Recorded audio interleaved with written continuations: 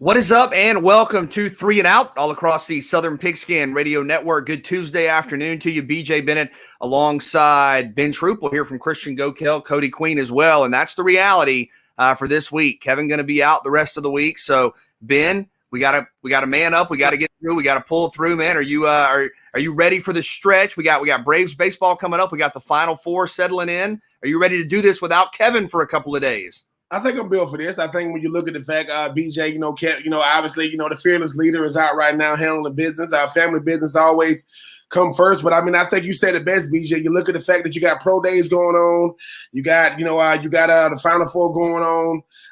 You got Braves baseball 2 days away from that. It's one of the best times of the year with everything going on all at once, and we need deep in it, BJ. Especially with every time a big time quarterback has a pro day, they have 48 to 72 hours, of news coverage. News about Justin Fields, news about Mac Jones. We're going to get to all that. We'll chat with Orlando Ledbetter coming up in the show. Where are the Falcons at with their draft philosophy? A lot of options. We'll chat with Roddy Jones. You had a COVID delay for Georgia Tech spring practice, but they're getting after it. We'll chat with Rich Stiles. You have the Corn Ferry Tour in Savannah over the weekend, and we'll also chat with Bradford Pearson, author, of the book The Eagles of Heart Mountain, and a book about a terrible and tragic time in American history where Japanese Americans were put in internment camps, and a high school football team did amazing things on the field, off the field. So we'll get some powerful perspective on that in just a little bit. Looking forward to that conversation. But Ben, I know you guys touched on it on Friday. The San Francisco 49ers have traded up to 3. And now you look at the top of the NFL draft. And again, we'll get a Falcons perspective from Orlando Ledbetter coming up in just a little bit, but you have Atlanta at 4 and now San Francisco right there in front of them. And as SEC football fans, wow, what a season by Mac Jones. We all saw him last year, the young man out of Jacksonville, new single season passer rating record. Obviously was, throwing that rock to Devonta Smith, who won the Heisman. Just a remarkable season, a perfect season, did it all. That was one of the greatest seasons by every measure in the history of college football. But leading up to kind of the pre-draft hype, right? A lot of people felt like Mac's probably going to be a first-round pick, but maybe in the low teens, maybe in the 20s, maybe the back end of the first round. And there seems to be a lot of momentum now that not only is Mac Jones going to go in the top 10, the quarterback out of Alabama, but Ben, maybe he might be the target of why the 49ers traded up to 3. If I say Mac Jones, number 3 overall pick, what is your reaction? I would say that he's the best fit for it. You look back to what Steve Sarkisian did with that Alabama offense last year. The guy that made everything go was Mac Jones. When you look at how sophisticated they use motion, when you see everybody's going to talk about the end of the year and what Devonta Smith did. Well, Jalen Waddle was a guy that missed the beat that was hurt most of the year. They did not miss the beat with John Mechie. And then when you look at a guy like Kyle Shanahan, the one thing he wants to do, BJ, man, he doesn't have to have the most athletic quarterback. When he had Matty Ice, and Matty Ice obviously went to the Super Bowl, won an MVP, Matty Ice is never ever going to be known for his great athleticism. Matty Ice goes through his reads, gets the ball out on time, keeps you ahead of the chains, and dare I say, it's like a coach on the field. That sounds like Mac Jones to me. And BJ, we talk about being able to take the quarterback into the next level. Tua got Alabama away from what they did because he's one of the best talents at throwing the football. Mac Jones was in New York, was one of the finalists for the Heisman, went undefeated, and dare I say, didn't take a step back. So I know we get so. You mentioned Trevor Lawrence, Justin Fields, Trey Lance, Mac Jones, Zach Wilson. The draft is still 3 or 4 weeks away, and people are going to talk about, is Mac Jones worthy of a 3rd overall pick? I just go back to the 2016 draft. I think that when I look at it, is Mac Jones to me a better quarterback than Jared Goff? Yep, Jared Goff was number 1 overall. Was Mac Jones coming out of college a better prospect than Carson Wentz? Yep, Carson Wentz number 2 overall, and 2 years into their second deal, they both gone. Both are no longer with the other team. So yes, BJ, I do think nothing surprises me when it comes to the quarterback, because you're always gonna bet the farm on these quarterbacks, because the thing is, yes, a lot of first round quarterbacks fizzle out, don't even pan out. But when they do, look at what they do for a franchise. So when you look at what Kyle Shanahan wants to do on offense, great defense, run the football, George Kittle, some nice piece on the outside, I think Mac Jones fits. I know it's still yet to be the time. Until I hear his name, with the 3rd pick of the 2021 NFL draft, the San Francisco 49ers select Mac Jones, but they skipped Justin Fields' pro day to see Mac Jones. So I just think that, I mean, whenever the head coach, Kyle Shanahan, and the GM and John Lynch show up to see one guy, it's got to mean something, BJ. Take nothing away from the Todd McShays and the Mel Kipers. They are not the 49ers. They give us like a narrative to go off of, but Mac Jones had as good as a tape and as good as a year and was the last team standing last year. If he goes number 3, I wouldn't be surprised one bit. Well, and a couple of points you made there. I think that was a very key observation, and Christian mentioned it in the show meeting. You had John Lynch, the GM for the Niners, obviously, and Kyle Shanahan go to watch essentially a second pro day for Mac Jones, and in doing that, they did not go to Justin Fields' pro day. And oh, by the way, he ran a 4.44 at that. So if you're keeping track, Justin Fields is basically faster than most NFL running backs if you look at the 40-yard dash measurables. But, I've kind of I told you this, Ben, a couple of reactions. It makes me nervous, and I do agree with your point that just because the national media or the draft pundits don't necessarily project something, that doesn't mean it's the reality of what's going on. Perhaps Mac Jones, from evaluators, from GMs, from administrators in the NFL, from their perspective, perhaps he's been a top 5, top 10 pick all along, and it just hasn't been reflected in the media. But I will say that over the years, it's always made me nervous with kind of draft evaluation when throughout the season, a guy's talked about as being picked here. After the season, a guy's talked about as being picked here. In the pre-draft stuff, even with the workouts, he's talked about as being picked here. And then suddenly 3 weeks before the draft, it's up, he's going to be a top 5 pick. And that's not an indictment of Mac. I'm just saying when I've seen that over the last 10 years, it's made me a little bit nervous. I think Mac had one of the greatest seasons we've ever seen. Maybe in some respects, the greatest, maybe. And in some respects. For me, when I look at the National Football League, I look at the value of kind of arm strength and mobility, being multifaceted. I think Trevor Lawrence is clearly a better prospect than Mac Jones. I don't think anybody will refute that.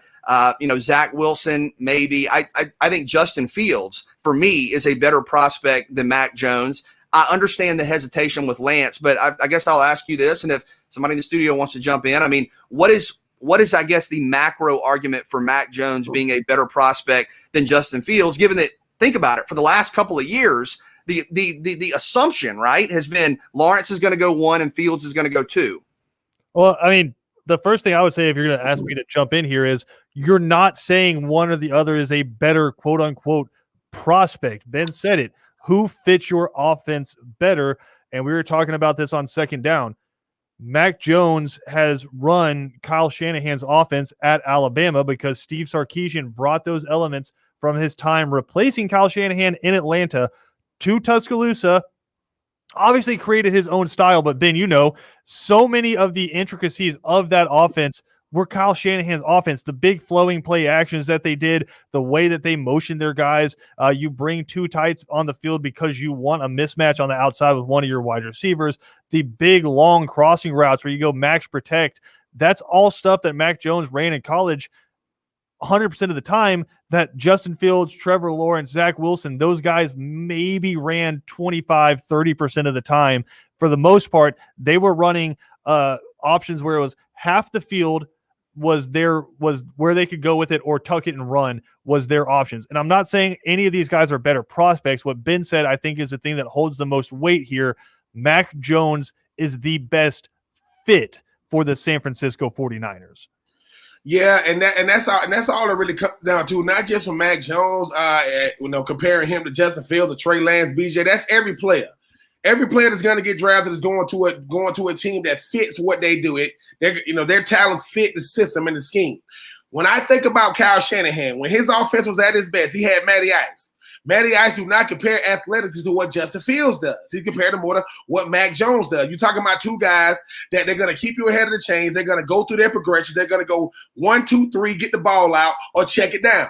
Kyle Shanahan doesn't need a super athletic quarterback. He needs an accurate quarterback.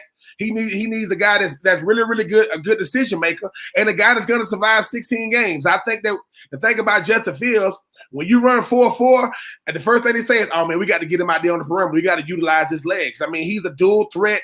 through and through. I just think that when you think about what Kyle Shanahan wants to do, he needs efficiency at the quarterback. Matty Ice just took it to another level. He don't got to coach on MVP. He just happened to coach one in Matty Ice. I don't think Mac Jones got to play at an MVP level. But can Mac Jones make that throw that Jimmy Garoppolo missed to win the Super Bowl? Absolutely.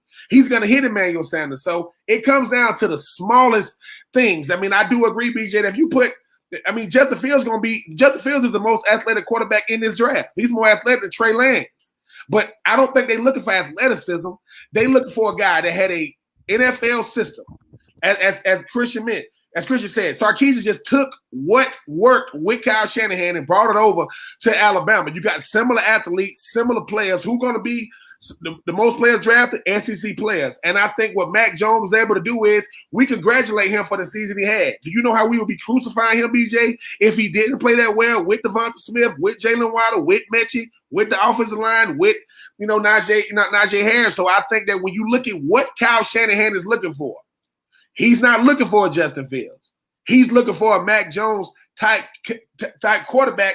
And the thing is, he don't think Mac Jones gonna be there in the latter rounds. Later picks of the first round. He moved up to number 3 because in his mind, he think Mac Jones or maybe a Trey Lance is worth it. Well, Ben, one of the things I think is underrated here, BJ, think back to the national championship game where Alabama ran that kind of fake stretch play to the outside to Najee, and Mac Jones pulled the ball back on a play action and then turned right back around with a defender in his face, dumped it over to Najee Harris on that screen, and Najee Harris took it for a touchdown, right?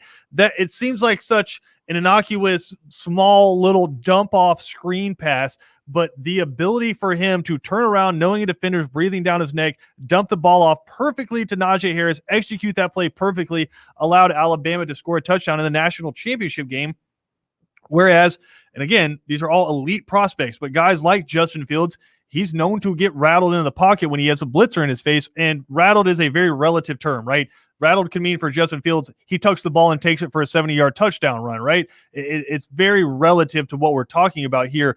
But Mac Jones last year didn't have that down game where you're talking about the Northwestern game for Justin Fields that a lot of people are pointing to, Indiana, where he threw some bad, untimely interceptions in those games. Mac Jones, like Ben said, he had all the talent around it, but he utilized it in every single game. I mean, what was Alabama's one close game? Florida? And I wouldn't put that on the offense for Alabama. That Florida's offense just kept them in that game. They didn't have a down game, and that's because they had a guy pulling the trigger on offense that kept them going week after week after week in a really weird season. Yeah, it's good points. It's hard to follow kind of the rumor mill, but a couple of weeks ago, there was a lot of online speculation. Do the 49ers really like Trey Lance? I'm just saying, don't forget about Trey Lance here. It wouldn't stun me if they ultimately move up to 3. Well, they have moved up to 3, but if they did that in order to potentially get Lance, we'll see. Ben, quickly, we got some breaking news out of the National Football League. We've heard it speculated for a while, but regular season now increases to 17 games. Regular season length increases to 18 weeks. The added game for the Falcons and Jags is going to be each other, which is kind of neat. But preseason reduced to 3 games. Your reaction quickly? That didn't take long, did it? I mean, people kept talking about how long was it going to take to get to 17 games. It's funny, like when it comes to things that's going to affect that bottom line, all these owners are on board. I feel sorry for the players because if now I got to see how they're going to do with the roster, BJ, something we talked about, but there is no way you can dress 46, 47 guys if you add another week. And it's hard enough to make it 16 weeks. Now you add another game. I know it's going to be an out-of-conference game. They're not going to affect like the conference, because most of the time they'll be won or lost by that time. But I do feel sorry for the players. At least the NFL used to do a better job of trying to hide their intentions. They just out front with it right now. I mean, hopefully, the players will find a way to kind of rally together to kind of look out for each other that extra game. Because I think 16 was more than enough. We'll come back, talk some college football next. It's 3 and Out all across the Southern Pigskin Radio Network.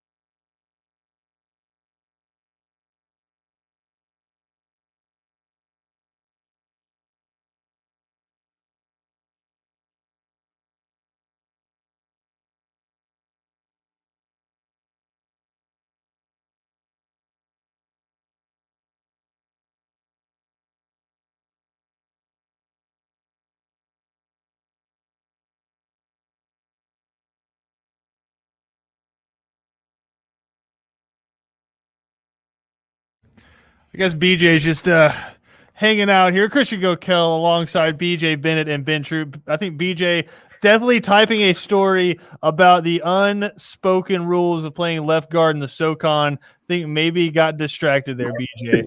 No, look, that's 100% on me. I heard your normally soothing voice, and I was startled back to reality. Look, man, this is largely my fault, but partially your fault because you have me reading up on SEC football schedules. This segment, we're supposed to talk about the toughest stretches in the SEC, so I was lost in a world of South Carolina's October and November schedules.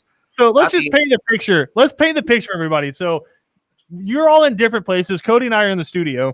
And so you are communicating with us via a video feed, but if you click off of that tab to read, you can no longer see us. So Cody was just pointing into the video like, go, BJ.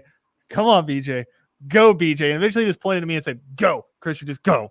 Look, man, so on a serious note, Cody, I apologize to you and Christian and Ben. That was unprofessional, but blame it partially. Listen, blame it partially on South Carolina. Put it back, and my man came in clutch. Yeah, listen, Gardner Minshew over here taking snaps. Yeah, I like it. Great job. Thank you for saving me. But look, South Carolina to me, and this is what I was looking at, and I was kind of awestruck by this because Ben, and we'll get y'all's thoughts. Toughest schedule stretches in the SEC for this fall. And look, when you play in the SEC, probably especially in the West, you're going to deal with some very difficult realities week to week, over a 3-week span, a month-long span. I know Kentucky, Christian, you mentioned in the show meeting, just has a brutal stretch in a year where you would think there's a chance for them to kind of move up the ladder some. They're going to have to really earn it. I look at South Carolina, and I think this is an interesting year, obviously for the Gamecocks with Shane Beamer coming in, but a chance to get some momentum early. I think you feel pretty good about starting 2-0 against Eastern Illinois and East Carolina. It's not going to go well against Georgia, but then you have winnable games against Kentucky, Troy, Tennessee, and Vanderbilt. And you might be thinking in mid-October, Ben, we're going to get bowl eligible. Like we're going to go to a bowl game. We might get 7 or 8 wins. Here's how they finish the season. These are the 5 final games for South Carolina: Texas A&M, Florida, Missouri, Auburn, and Clemson. And A&M and Missouri are on the road. That is a brutal 5-game stretch to finish the season.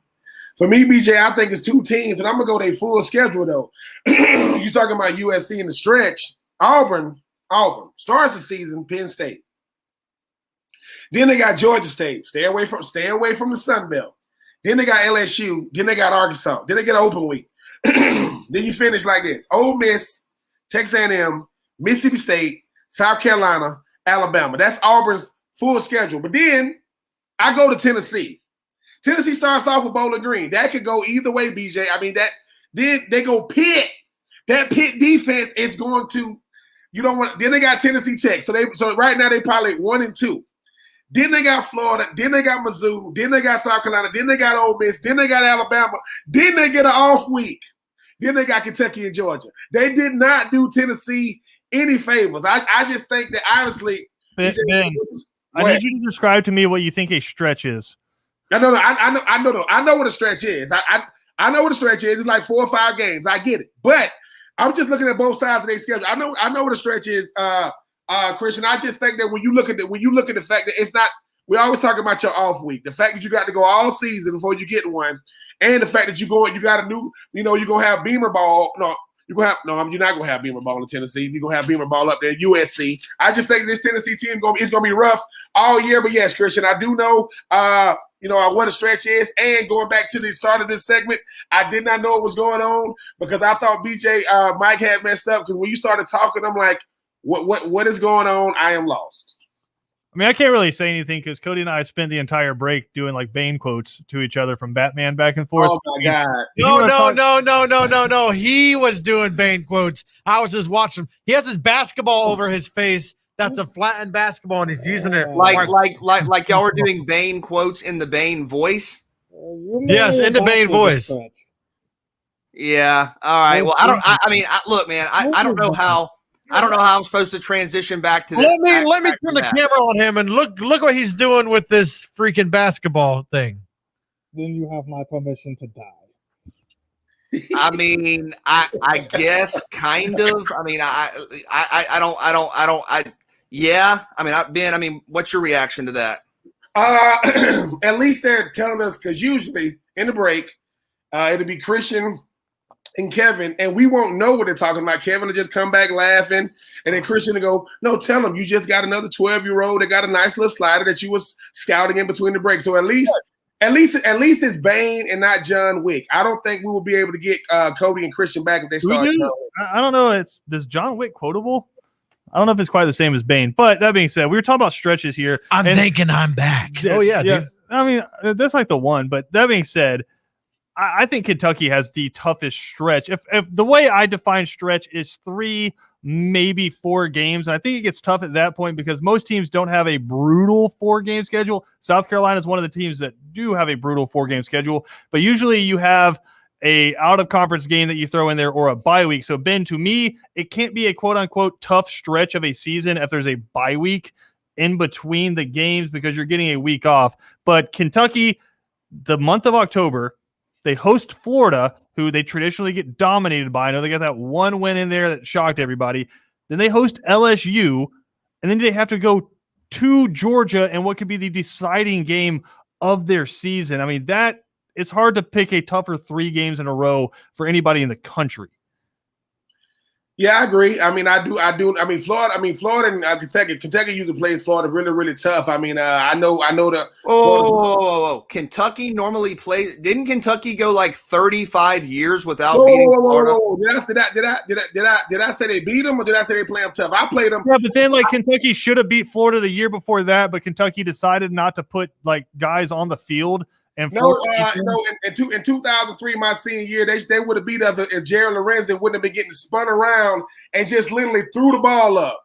May he rest in peace. But Jared Lorenzen that streak would have came to an end much earlier. But yeah, I do think that stretch is going to be rough. I mean, Florida, LSU, and then you talking about Georgia, you're gonna be licking your wounds at the end of that. I think it's going to be rough for this Kentucky team, even if, Coach Stoops got those guys playing, at a big-time level, BJ. I want to know, BJ, what the curse words were that he was saying when he got that schedule, right? Because he's got a really good team. He's got a couple of transfer quarterbacks that transferred in, and you have to play those 3 teams, but it's like, damn, guys, can you spread it out for us a little bit, or we just have to eat all of this in one heap? Yeah, I mean, that's the thing with college football, especially once you get into teams that, aren't the Alabamas or the Clemsons who are going to be favored in every game. It's half how good you are and half who you play. And sometimes the way your schedule kind of lays out can just be a massive roadblock in its own right. And I agree with you. I think Kentucky's got a brutal stretch.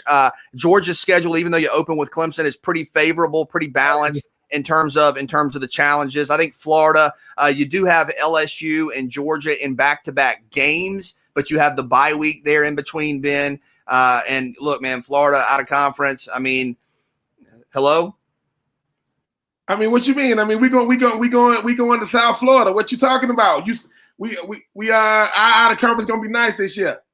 And honest to God, do you think that stadium's more green and gold or blue and orange?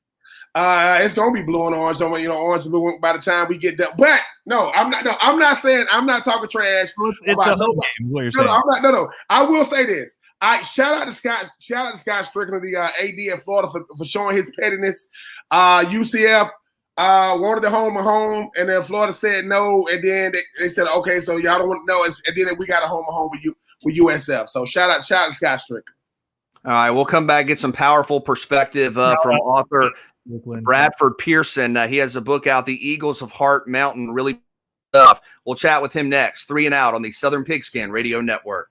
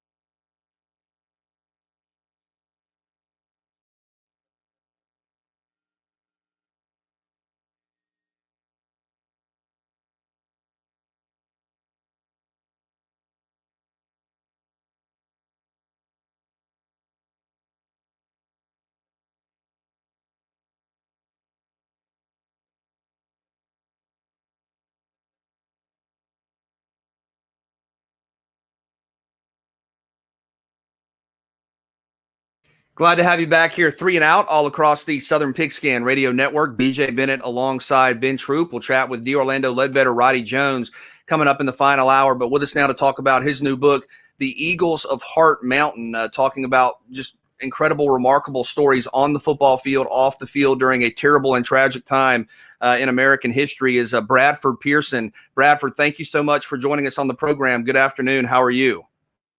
Good. Thanks for having me on. I appreciate it. Well, thanks so much for coming on. Give us the overview of this book, the point in history where we were, and kind of the starting point for the Eagles of Heart Mountain.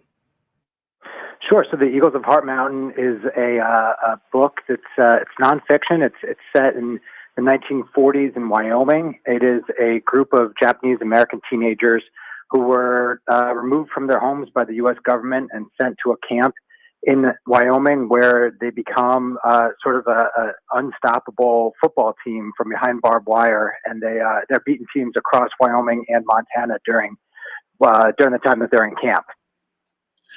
And Bradford, when you think about the fact that, obviously these people were stripped from their homes and was forced to create their own reality behind barbed wire fences, to be able to have a sport like football that brought them all together, even in the midst of them still being taken away from that. People talk about the human spirit. I think they took it to another level. Yeah, you're right. I think that was what kind of drew me to the story at the beginning, right? Is that, sports are sort of this universal thing, especially for us here in the United States. And for these kids, despite the fact, like you said, that they were ripped from their homes, they sort of tried to find a way to fight back in a way and become this unstoppable team. There was, especially the first season, 40 kids tried out for this high school football team, and only 3 of them had ever played football before. And then they go on in that first season to be undefeated. And, just thinking about what it takes personally, and then from a team standpoint, to be able to pull that off is kind of unfathomable to me. I was going to say, that's the word I was literally thinking, unfathomable. When you think about the circumstances, the terrible circumstances that were at play there, to be able to find that resolve and manifest it off the field, on the field with a football team that, as you said, became so dominant. How truly remarkable was that, and what did you learn kind of writing this?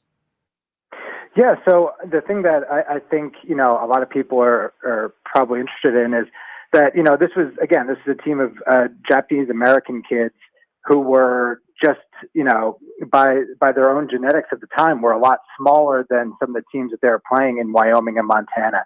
So these kids were 130, 150 pounds going up against 200-pound players from across Montana and Wyoming. So they kind of had to come up with their own offensive scheme that really helps them figure out how to not necessarily run through other teams, but to kind of run around them. So they're played. It's kind of incredible to think about from the standpoint of 2021. But back in 1943, they were running kind of a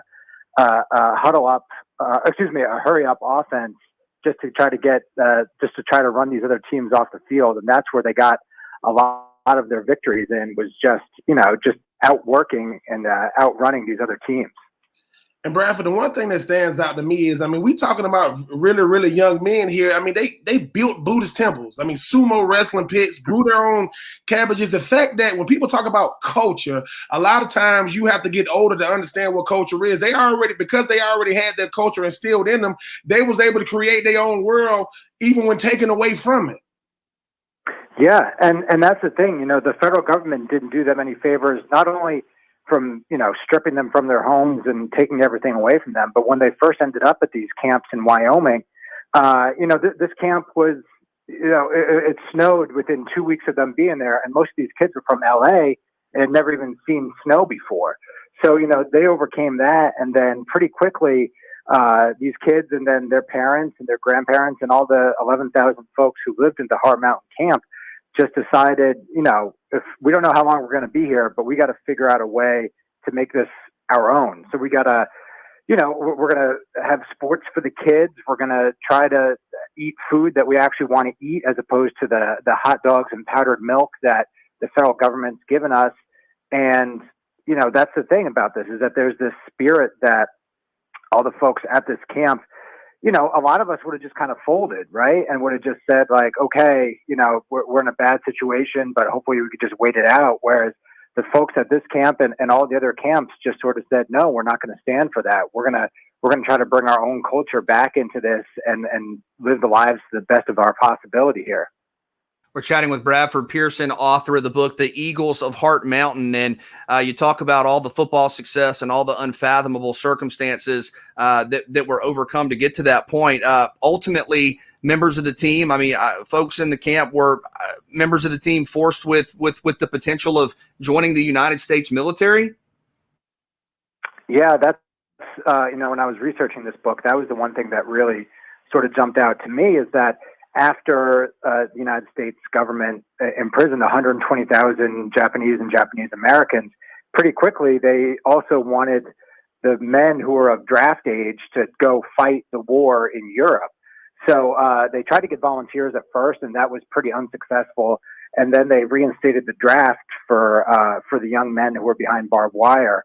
And that sort of, you know, that made my head spin a little bit, thinking about the fact that the U.S. government didn't think that these folks were loyal enough Americans to live on the West Coast, but thought that they were still, quote, you know, loyal enough to fight the war in Europe. So then some of the players started getting drafted, and a lot of the players had to sort of make the decision whether they were going to join the Army or resist the draft. And at Heart Mountain itself, at this camp, a really big draft resistance movement grew because, you know, these folks said, you know, we're loyal Americans, and if you want us to fight in this war, we'll gladly do that as Americans and as American citizens. But you need to treat us like American citizens. You need to let us out of these camps. You need to, you know, give us, you know, the promises of that all other Americans are afforded. And you know, the federal government just didn't do that. So some folks decided to join the Army, and other folks resisted it, and it led to the largest mass trial in Wyoming state history, with 63 young men from Heart Mountain getting convicted on draft resistance. And Bradford, I mean, obviously, when you talk about, you know, what these men had to endure, I mean, I think about a guy like Muhammad Ali who said, "Listen, I mean, I can't even get freedom here in America. I mean, you want me to go fight?" When you talk about these people, I mean, they've never seen snow. You forcing me away from everything I know, and then you talk about you want me to go serve in this army that you don't even treat me like an American. How many of those guys have just built up a resentment for America to be like, look, I can love America, but I'm not fit to go fight because you guys don't even see us as people. Right, and that's, you know, that was the same thing that, you know, a lot of black soldiers faced in World War II at the same time. You know, so there were a lot of parallels there to the way that the federal government treated, you know, and had segregated units. And then, you know, there were a lot of Japanese Americans who were in the war, in the Army to begin with. And then as soon as Pearl Harbor happened, they had their guns taken away from them. They weren't allowed to fight, and they got sent to just basically to work latrine duty. It wasn't until the federal government realized that they could use some bodies in Italy and France that Japanese Americans were actually allowed to fight. And then ended up forming the 442nd Regiment, which was one of the most decorated regiments in U.S. Army history. We're chatting with Bradford Pearson, author of the book, The Eagles of Heart Mountain. And again, just awful, terrible circumstances, but how inspiring was it for you? And, you know, will it be for the reader to hear these stories of courage, hear these stories of consistency and learn about, you know, the causes, the beliefs and the successes that the Eagles of Heart Mountain had? Yeah, and you know, so in the book itself, I go over a bit of the history, the Japanese American history in the United States, but then I also get into you know, all of the individual games that this team played. And the thing that always stuck out to me was not necessarily the X's and O's on the field, but the fact that at every single game, they had, you know, 3,000, 4,000, 5,000 fans from the camp lining the field. So this was, you know, this was obviously important for these teenagers who were on this high school football team, but it was also a source of inspiration for the 11,000 people who were incarcerated at this concentration camp in Wyoming. You know, it gave them something to look forward to every week, gave them something to show up for and cheer about. And that was the thing for me that was the most, that sort of resonated with me emotionally, was thinking about what, in that context, what sports meant to these people, to these folks who had been ripped from their homes, and what this football team, again, it was a really unexpectedly dominant team. I won't give away the end of the book, but they were very rarely scored upon. So they weren't just winning games; they were blowing teams out of the water. I mean, Brad, how crazy is that though? I mean, you said out of 40 guys, maybe 3 or 4 guys even knew how to play football. You talking about? I mean, so I'm pretty sure these white guys were licking their chops, saying, "Man, we finna beat up on these dudes." But they was playing for something different. It's not they using the sport as a means to get away, but the reason why I think they was better than everybody else is, yeah, they wanted to win the game, man. But this gave me a escape from my crazy reality, especially when I just want to go home at the end of the day. Right. Yeah. And that's the thing is, like these guys, the teams, every game that the Eagles played, they played at the camp itself. So these white high schools will come in and take their buses or their trucks into camp and go past the barbed wire and play their game and go back to their homes. Whereas these kids were still, they would go back to basically a barrack that had been built in less than an hour, where they lived for 4 years. They had nothing really to look forward to except for this. And, there's something to be said about what that sort of resilience will do on the field. And to your point about the fact that there are only 3 of the players that ever played before, that's just that's a testament to how athletic the kids were that they assembled. So they had never played football before, but the team had, all county track stars. They had shortstops. They had basketball stars. So basically they decided to just take all of these different athletes, all these different high school athletes, and say, okay, we're going to teach you the basics of football, and then we're going to create an offensive scheme that just uses your speed and your other skills that you've acquired in all these other sports, and basically just try to, trick these other teams that we're playing against into playing sort of a spread offense, and therefore spreading their defense out and allowing their size to sort of be negated. Powerful perspective from Bradford Pearson, author of the book, The Eagles of Heart Mountain. Bradford, where can people get the book? Pretty much anywhere that books are found. So Amazon, Barnes and Noble, your local booksellers. A lot of folks have it, or they'll order it for you. And I appreciate your time, guys. Bradford Pearson, the book, The Eagles of Heart Mountain. Really powerful, really thoughtful stuff. Bradford, thank you so much for the time. We appreciate it. Thank you for having me, guys. And Ben, what a story. Again, a terrible, tragic, awful time in American history. And you think about being able to find that strength, being able to find unity and success on the field, off of the field with football. Just a lot to think about, especially in these times. Absolutely. I mean, BJ, I'm always amazed at what sports mean to people. A lot of times it's a chance for us to come together. It's what we plan our weeks around. It's what we look forward to. Who would ever think that, football was always an escape for me, but for a different reason. And when I read stories like this, I realize it can really be an escape, from your day-to-day and your reality. But nothing but respect for those men. Yeah, we'll come back with more 3 and Out on the Southern Pigskin Radio Network.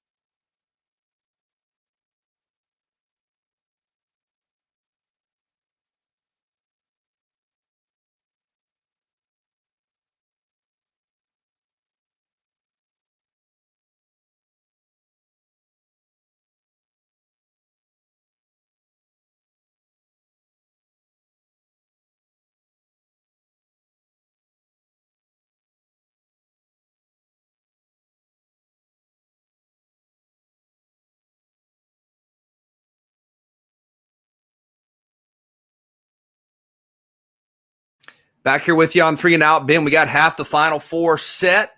You've seen teams seated high perform well as the tournament has moved on. Tonight, we'll see what Gonzaga can do. We'll see what Michigan can do. But last night, Houston and Baylor advancing. And want to give a quick shout out here. Baylor's point guard, Davion Mitchell, who had 12 points and 6 assists last night from Hinesville, Georgia, played at Liberty County High School. So the 9-1-2, you got a couple of guys from the 9-1-2 in the tournament out of Liberty County, but Davion Mitchell from Baylor moving on to the Final Four.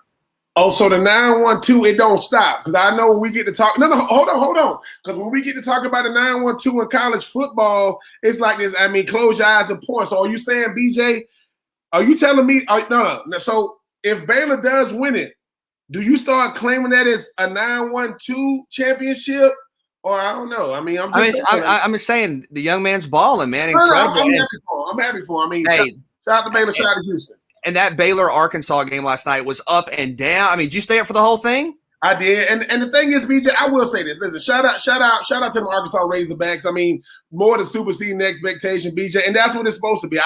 I kept saying this. The farther a team like Arkansas goes into the tournament, the better they're going to play because their job is to keep pressure on the opposing team. Great game last night. Yeah, and you also had Will Richardson out of Liberty County with Oregon have some success in the tournament as well. So great to see. Quickly tonight, do you think Gonzaga and Michigan win? I do. I think the Zags are the most balanced team, top to bottom, BJ. And I can't talk about the job, that Juwan Howard is doing with the Michigan guys. Should be setting up for a great Final Four. All right, so it might get weird here in the second hours. Apparently, we're going to have some sort of sports Jeopardy, so we'll dive into that. But we'll come back with more. Glad to have you here with us. It is 3 and Out all across the Southern Pigskin Radio Network, streaming live, ESPNCoastal.com.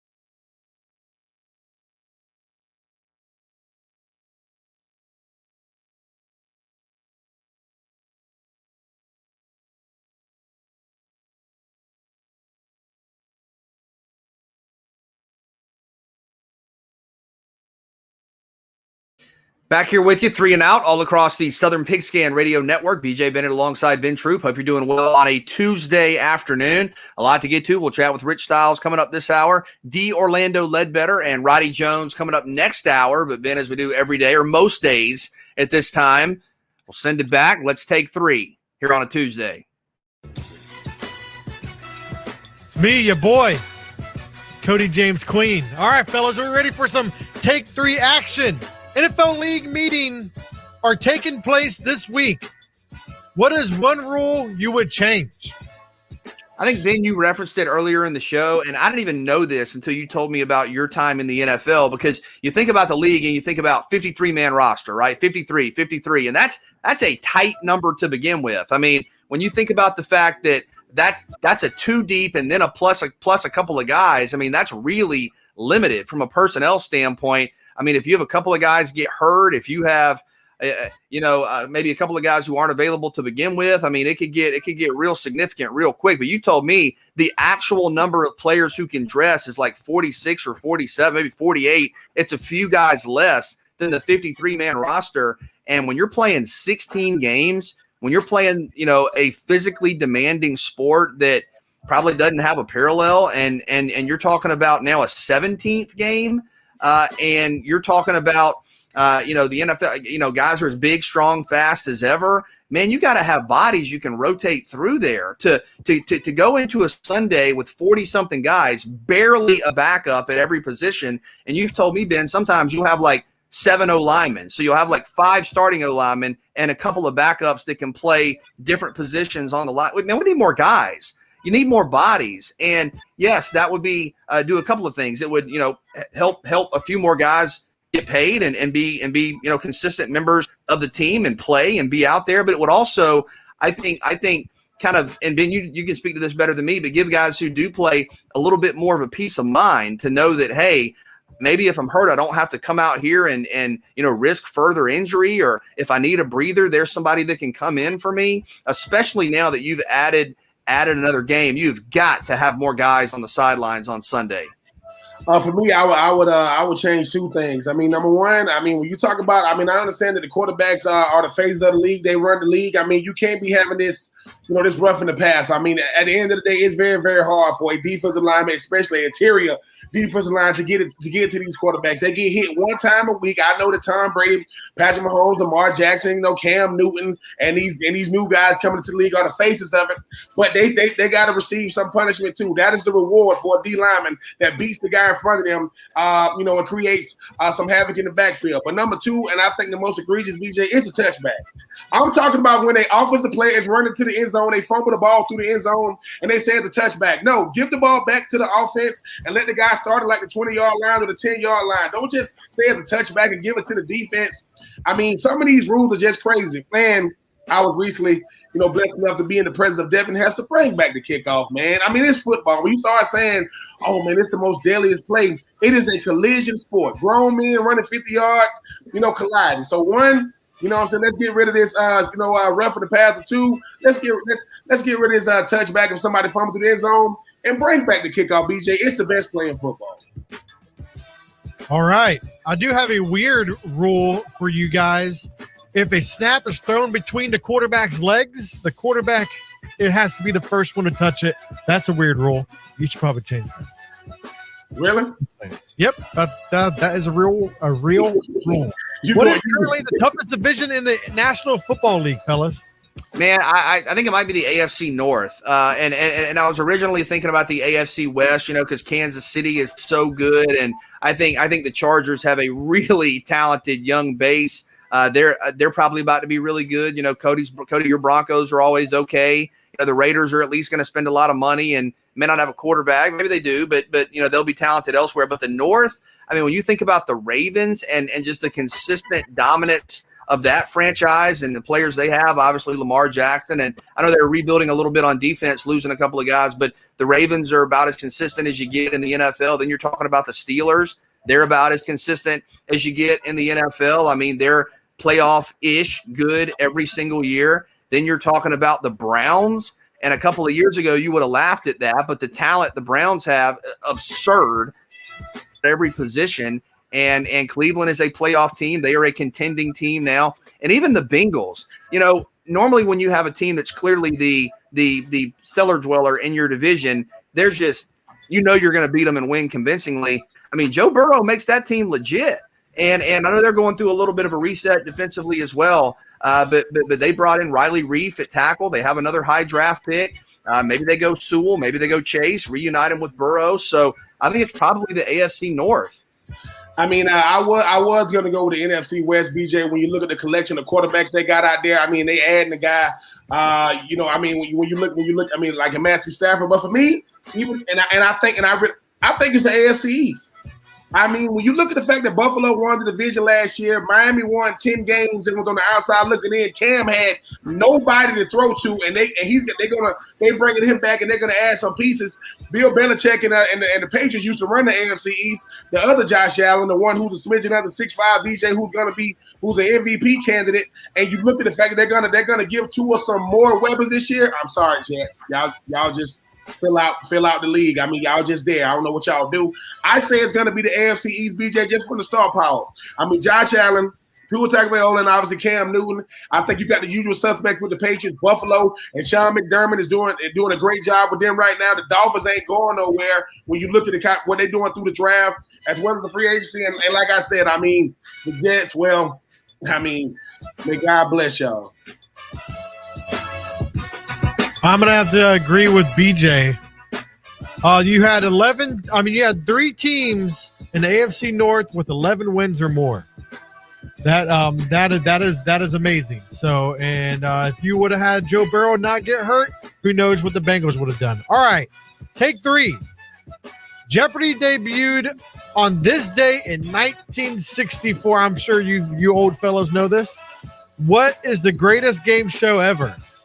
Man, Kevin saw the first episode. We'll have to ask him when he comes back about the first episode. I do like Jeopardy a lot, and every person watches Jeopardy and they sit there and you feel like $1 million when you get one right. But I'm always amazed at I always feel so out of touch when I watch Jeopardy because if they do a category here or there that I know, I'll do pretty good. But there'll be categories where not only do I not know the answer, I don't even know enough to guess a reasonable guess. So I watch Jeopardy and it's hard for me to maintain my interest when sometimes I am so overwhelmed by the questions that I can't even quote compete. Like I'm not even in the game. I'm just watching. Wheel of Fortune. I don't know. That was never really for me. Price is Right, iconic, legendary. I mean, that's up there. Now, I do remember when I was younger, you would get fired up about Who Wants to Be a Millionaire, man. It's like, oh, phone a friend. Oh, man, ask the audience. And then you'd get there and you'd kind of have to figure out how to weigh the risk and all like that. But, Ben, I want to go way back. And Christian and Cody might be too young to remember this. Do you remember on Nickelodeon when they had Double Dare and they would slide? Yeah. That's my childhood. I think you have to do the obstacle. Yeah, you have to do the obstacles and you'd be doing basically field day stuff sometimes that you have at your school. You'd be doing it they're on Double Dare, and if you didn't win, you get hit with the slime or you get a pie in the face or you get dunked into the ball pit or whatever. I mean, dude, Double Dare was lit back in the day. And shout out to Sean Payton. If I'm not mistaken, I think he got slime this year for some reason. But BJ, I'm going to take it back for real. Now, I do like Jeopardy. I do like Wheel of Fortune. I do like Price is Right. But BJ, when I say this, you're going to say, and Christian and Cody are too young. The best game show growing up Saturday morning, it was American Gladiator. That stuff used to be the best. That was the original. That was, we got the big buff dudes, and it's like they got to go up against. It was like a bunch of bodybuilders going up against regular people. Hold on a second, too. With American Gladiators, weren't the gladiators' names like Laser and Steel? And the thing is, it's like you take regular guys. You got Tom Smith, a orthodontist from Nevada.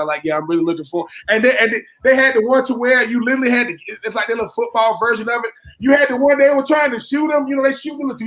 Hey, American Gladiator used to be that deal. I grew up loving it. Yeah, wouldn't they they'd be crawling across bars and have to kick fight each other and all kinds of stuff. And at the end, whoever had the most points started first. So, they raced. Hold on, because now it's all coming back. Was that the one where you would have to run up the incline where the floor was going the other way? Yes, it was going backwards. That's the one to where you trying to shoot the guys up there shooting at you, and you trying to hit them. Man, American Gladiator was the original,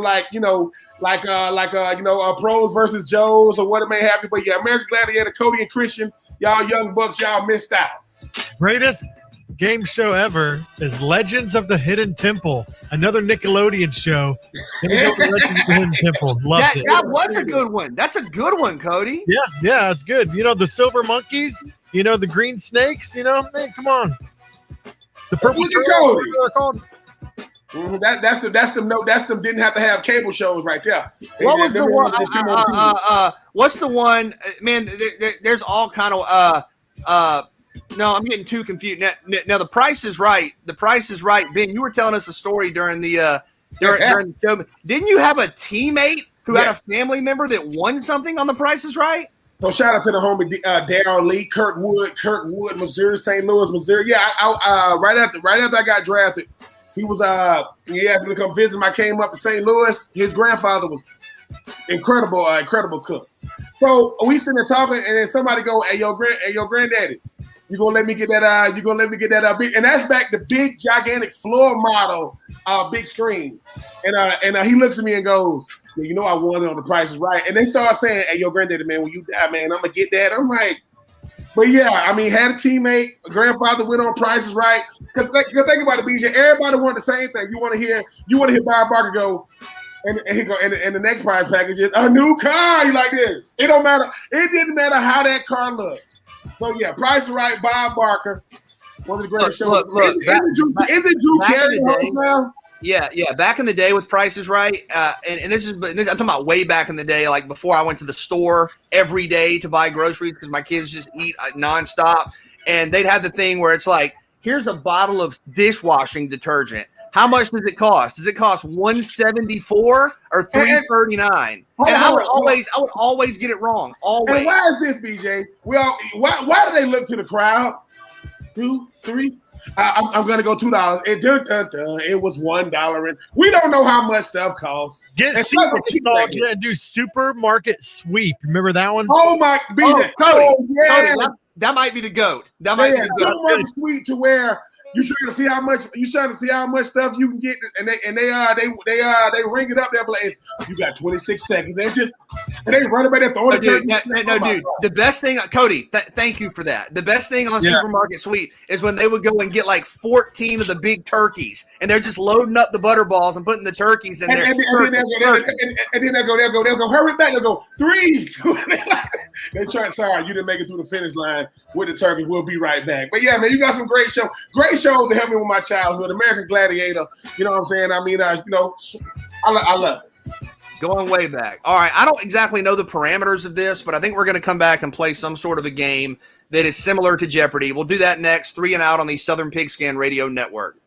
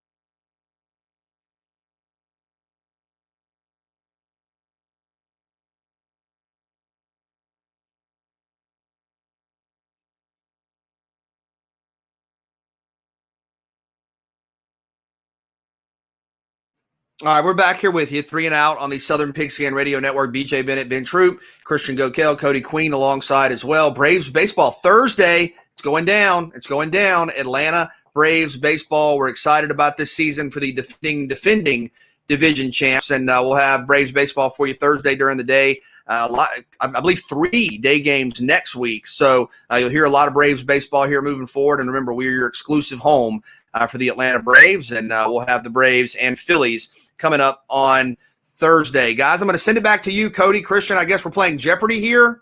Yeah, I wanted to know what exactly were you referring to in the last segment? I clearly put on the rundown, we're playing Jeopardy. And so you go, we're going to go back and play some kind of game that's kind of similar, I guess, to we're playing Jeopardy. Yeah, you acted like it was some kind of foreign thing he wrote down on the rundown. No, I was saying that because I wasn't aware of the specifics. I don't know what the categories are. I don't know if we're doing playing Jeopardy. I don't know if it's just me and Ben. I don't know how are we raising our hand? How would any of those have anything to do with it not being Jeopardy?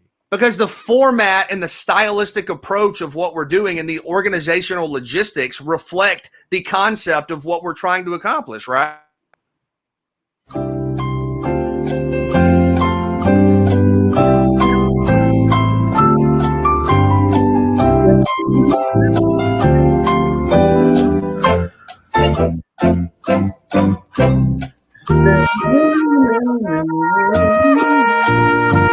Number one, just extremely disappointed in all of y'all that none of you had Jeopardy as the best game show of all time, which it clearly is, being that it's won 29 Daytime Emmy Awards. It debuted on this date in 1964, but we didn't get it in its current format until 1984, when it became a nightly occurrence in our homes with the late Alex Trebek, who did it from 1984 until his death in 2020. And we miss Alex a lot, but he did bring to us the greatest game show of all time. I don't care what any of y'all said in Take 3. You were all wrong because, again, 29-time Emmy Awards.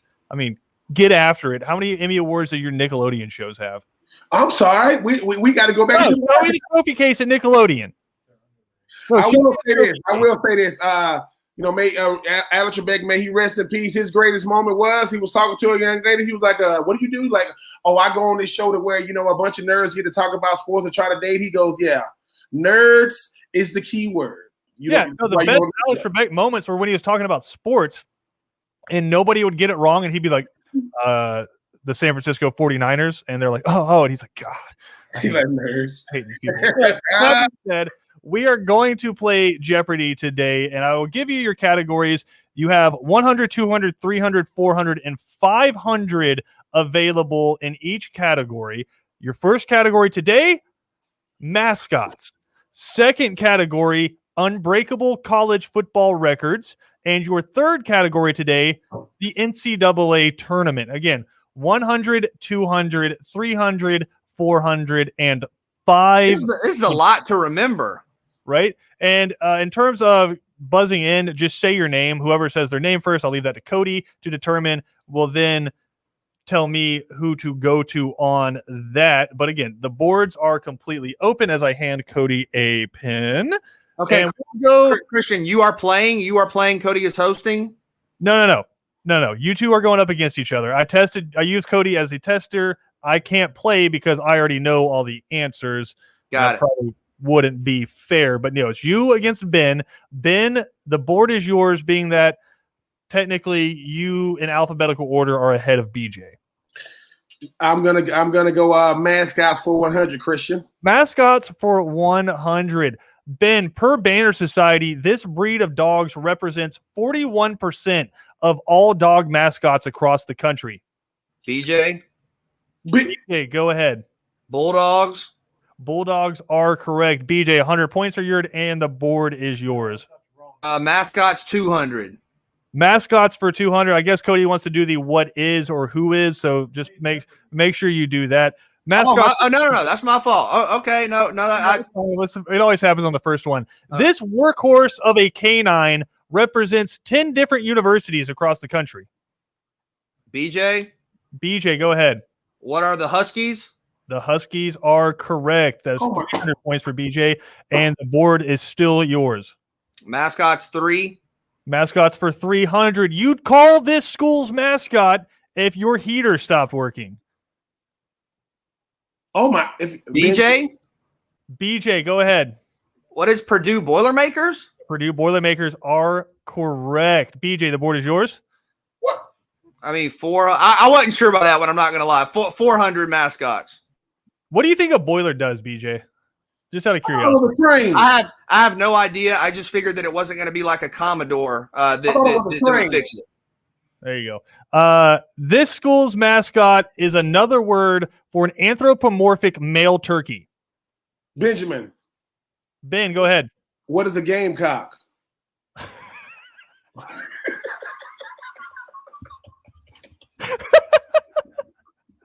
BJ, Go ahead.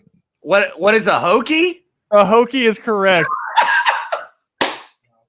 Wait a minute. I mean, what family is the Gamecocks in, though? That's a chicken. Okay. I I wish I could give Ben more than negative 400.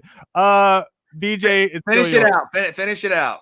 All right. This university is represented by the amazing Gila monster.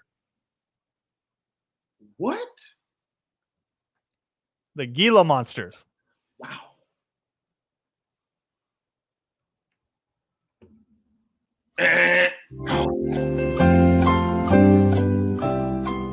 Who is Eastern Arizona College? Okay. Wow. All look at right. All right. DJ, the let's- board is still yours. Let's do NCAA tournament for 100. This school has the most NCAA men's national championships. Benjamin. Ben, go ahead. Oh. Is it? Wait a minute. Oh, no. What is Kentucky? That is incorrect. Oh, okay. I knew it. See, I thought I knew it, but I wasn't as sure I as knew you. it. Something I said. Who is UCLA? Who's UCLA is correct. NCAA tournament 200. This anthem for the NCAA tournament and banger was released in 1987. BJ, BJ, go ahead. what is one shining moment? That is correct. BJ, How does that go exactly? 200. BJ, Yeah. go ahead. 300 tournament. This school owns the most women's tournament championships. Benjamin. Ben, go ahead. What is? It's only two of it. Better not be, man. I'm gonna lose. What is UConn? UConn is correct. I knew it was only one or two. I already know who number 2 is. Okay. Man. All right, Ben, the board is yours. Oh man. What's NCAA tournament for? What is it? 300, 400, 500 left. 400. This Blue Devil is the NCAA tournament's all-time leading scorer with Benjamin. 407 points. Ben. Didn't even let me finish. Who is Christian Laettner? Christian Laettner is correct. I was about to say Ben, the board is 500. 500. Finish it out. This coach has the most games coached in the NCAA tournament at 97. Benjamin. Ben, go ahead. Most games coaching. Who is John Wooden? That is incorrect. BJ, do you want to take a shot? Yeah, I was nervous. I was thinking that, but I don't think the NCAA tournament had as many rounds back during that era. So I think, is it? Hold on. Is this for funds or if I miss this, do I lose $500? You lose 500. Oh no, then I don't want to guess. Who is Coach K is the Who is correct Coach answer K? on that one. Ben, the board is still yours. It is all unbreakable records from this point on. Unbreakable records for 100, Christian. Georgia Tech beat this team 222 to nothing in 1916. BJ, BJ, go ahead. Cumberland College. Cumberland is I correct. mean, who are you? Good Lord. BJ, the board is yours. 200, please. This school owns the record for the longest win streak at 47 in college football history. Benjamin. Ben, go ahead. Who is Rutgers? No. What? What? No. Hold on. I mean, No. okay, BJ. I'm sorry. BJ like this. Wait, what? 47 in a row? Good. You don't get to guess again. I know. Okay. Look, man, I have one or two. Like I have two programs in mind. I'm gonna Tony, say who is Oklahoma? Who is Oklahoma's correct? You're now up 1,600 to negative what? Negative 500. Yeah, he was, and they messed it all up. All right, BJ, the board is yours. Dude, you thought Rutgers had the longest win streak in None college of your football? business. Okay. I'm All just right, saying what things in my mind. 300. John Reeves threw 9 interceptions in 1969 while starting at quarterback for this SEC school. BJ, BJ, go ahead. Florida. That is correct. BJ, the board is yours. 400.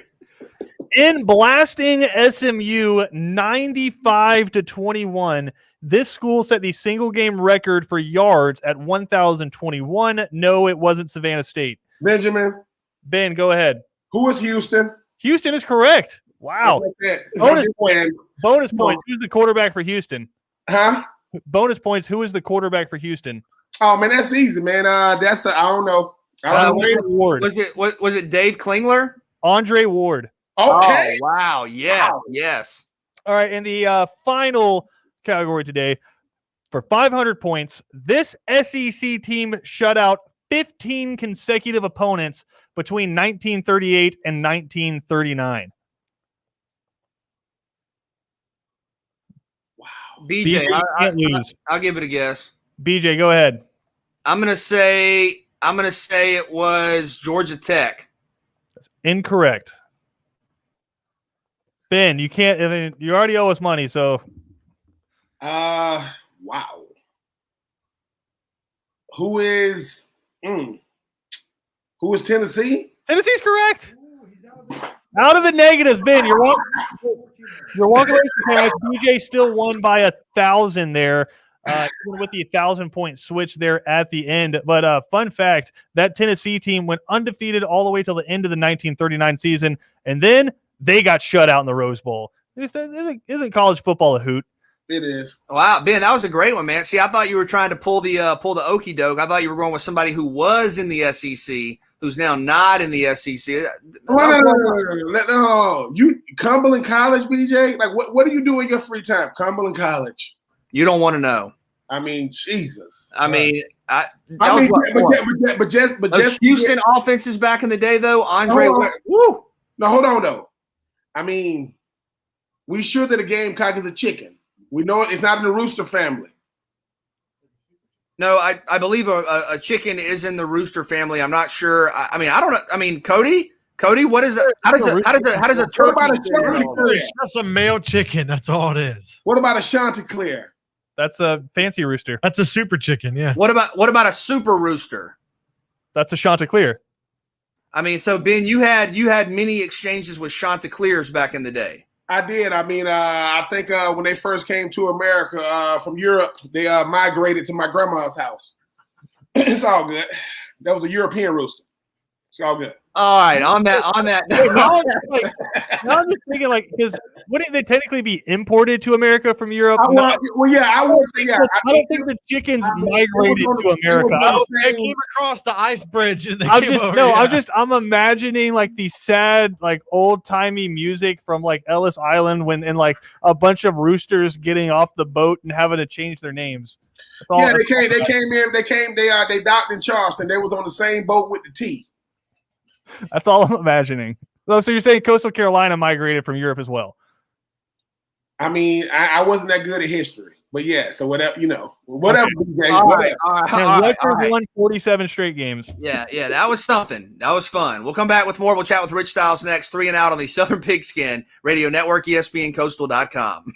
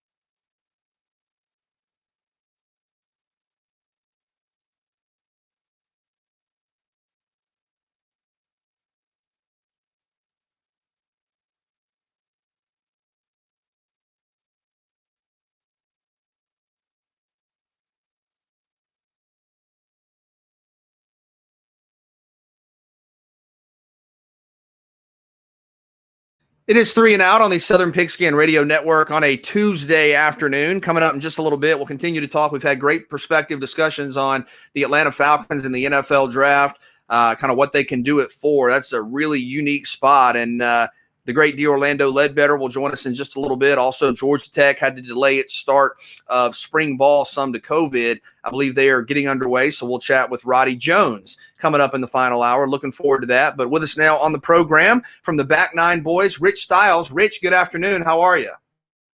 I'm doing great, BJ. How are you?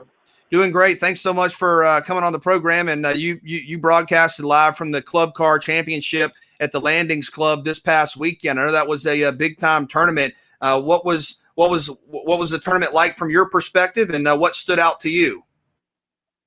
Well, it was interesting because when we were there on Saturday morning, we were talking with the Club Car, and this is the first ever PGA Tour event, Corn Ferry Tour event that they have ever sponsored. So they were excited to be there and show off their products. But one of the things that we talked about with Scott, the director of golf, was what do we think it's going to take to win? And he thought it was going to be in the high teens or the 20s. And it ended up being over the weekend, the course played a little harder due to the wind and due to the greens being a little faster, and ended up, 15-16 was the winner of the tournament, which gives them a boost from the Corn Ferry Tour, where they win $108,000 for winning. But it does put them also up into, the opportunity to be in the top 25 to go to the PGA Tour next year. And Rich, former Florida Gator Billy Horschel won the WGC Dale match play. I mean, defeated Max Homa, JT Poston, Colin. I want to say this like Morikawa. I'm sorry, Kevin Streelman, Tommy Fleetwood, Victor Perez, Scotty Scheffler. I mean, talk about his play that day. Well, the match play, I think, is a unique format because it gives everybody an opportunity, no matter how you're ranked or no matter how you are, positioned in the tournament. Number 2, Matt Kuchar was 52nd ranked going into the match play, and he ended up placing 3rd. So, I think it's a great format because all the favorites that I think we thought, you guys thought, I thought were going to be in there and have an opportunity to win the WGC, none of them were there. They all had lost. Several of the number 1 seeds in each of the divisions were knocked out. And then you have a guy like Billy Horschel, who hasn't won since 2014, and Kuchar, who hasn't won in a few years. And all of a sudden, Kuchar's almost had the opportunity to play for the number 1 spot, but he ended up placing 3rd. So I thought it was an interesting, it's always an interesting format with match play because you're always in it. Even if you triple bogey a hole, the next hole you could birdie and win the hole and tie up the match. And Rich, you mentioned, Billy Horschel winning it. It had been a couple of years, 7 years since the victory for him. What stood out about his play? What was the biggest key to his success in this unique format? Well, Horschel's a competitor, so Billy's never going to give up. I mean, he's taught by Todd Anderson, who he's been with ever since he's been on the tour. And he used to come up here to Sea Island when Todd was here. Now he goes to Sawgrass, which is where he lives. But Billy is a strong competitor. And I think once you have an opportunity, and by the way, Ben, I know he's a Florida Gator. But he is a strong competitor, will never give up. And it showed during that format that he was there and took advantage of every opportunity that he was given by Scheffler. Scheffler made a couple of bad shots, and on a couple of holes, all Billy had to do was put it on the green and 2-putt.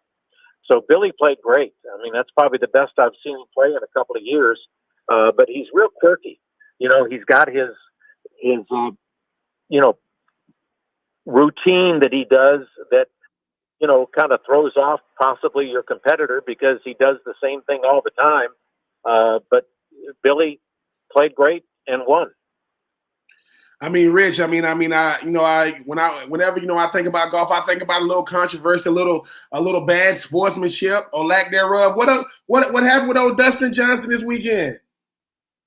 Well, Kevin Na was correct in what he said to Dustin Johnson. And he said, that putt is not good until I say it's good. And he is totally correct in match play. And in reality, Kevin Na could have said to Dustin Johnson, you've lost the hole because I did not give you permission to pick that up. And he didn't.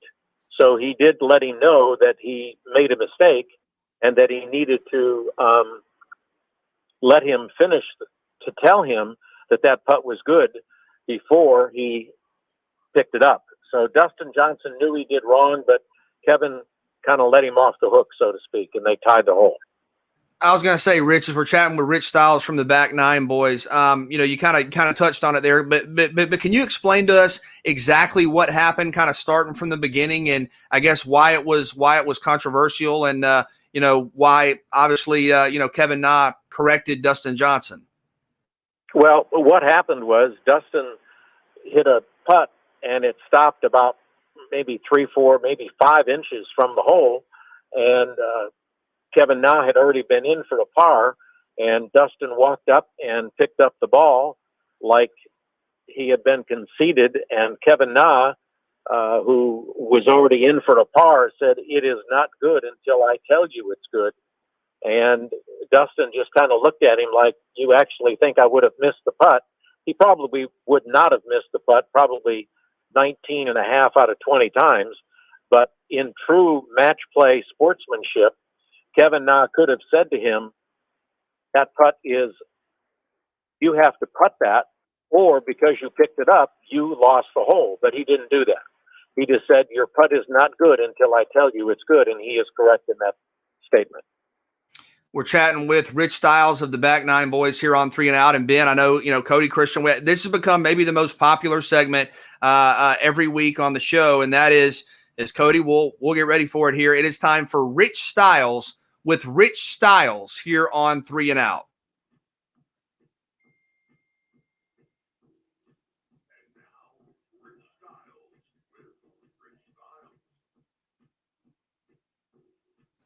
Now, Ben, you have your park ranger hat on today. Now, I know Rich was out. Rich, did you have your park ranger hat on over the weekend? No, I did not. I was totally hatless this weekend. It was just one of those things that, the Ben hat did not come up, and I was not near a park where I was able to have the opportunity to wear that type of headgear. Now, Rich, I heard, I don't know if it was Coach DeMasi was there. I heard that you kind of like showed off the calf muscles, showed off the socks, showed off the shoes. I mean, people be thinking it's all about, the top and the bottom. Talk about the sock and the shoe game this weekend. Well, shoes are part of the golf outfit. And if you can't play, you need to look like you can. So if you have a good looking bag, nice looking clubs, and your shoes kind of match your outfit, whether they be whatever color, and your socks kind of all goes together, man, you could just, stand there by the kiosk or on the practice range and never hit a ball, and people would think, hey, maybe that guy can play. Rich and Styles. They see him hit, and he doesn't. I was going to say, that is Rich Styles. Ben, if you can't play, you better look like you can play, and that is famous fashion advice for the game of golf. You got that right. You got to look for the game of golf. It sounds like Florida State to me. Hang on. I want to break. Oh boy, Rich, you got Christian took off his shirt during this segment and was swinging it around. Wow, he's obsessed with you. He's obsessed with you now, there, Rich. That's TMI. Wait a minute, Rich. Before we let you go, hold on. You telling me, did anybody come up to you and say, so Rich, listen, I mean, I know you probably get this all the time, but do I look good? I mean, you look all right. I mean, I wouldn't have put that top with that bottom. I probably wouldn't have put those pleats with that belt. But I mean, did anybody come? Are you getting noticed more now, Rich? No. I mean, it's not happened a lot. Very few times it does. And usually it requires a $20 tip. Wow. Rich Styles with Rich Styles from the Back Nine Boys. Rich, thanks so much as always. All right, guys, you take care, and don't forget, if you don't look the part, you can't get the part.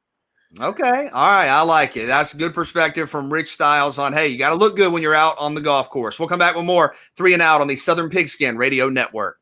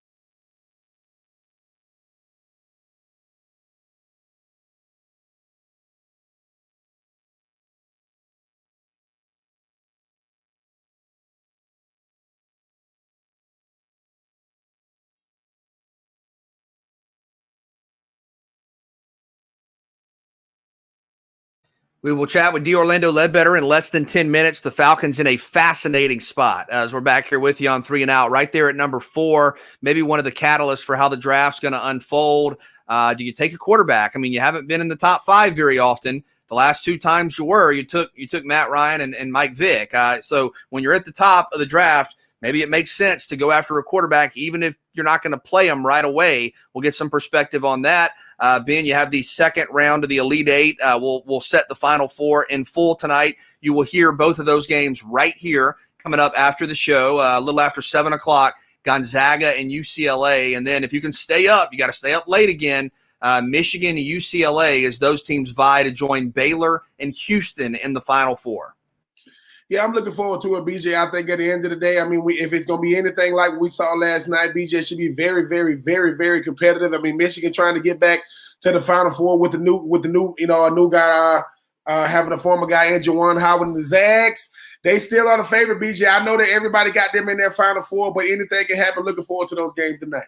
And I do agree with what you said a number of times. I mean, I don't know that the sports world is fully appreciating how amazing it is what Juwan Howard's done to be an iconic, legendary, all-time great player, and then come back to your alma mater and be lining up to be, one of the best coaches, if not already, clearly one of the best coaches in college basketball, competing for a national championship is absolutely amazing. And again, we'll see what the LA schools can do. Shout out to the Trojans and Bruins for being here, but we've seen some of the higher seeds the last couple of games flex their muscle a little bit. So we'll see if Gonzaga is able to do that. We'll see, obviously, if Michigan is able to do that. Both those games coming up after 3 and Out, a doubleheader of Elite Eight basketball right here. We'll come back with more 3 and Out on the Southern Pigskin Radio Network, ESPNCoastal.com.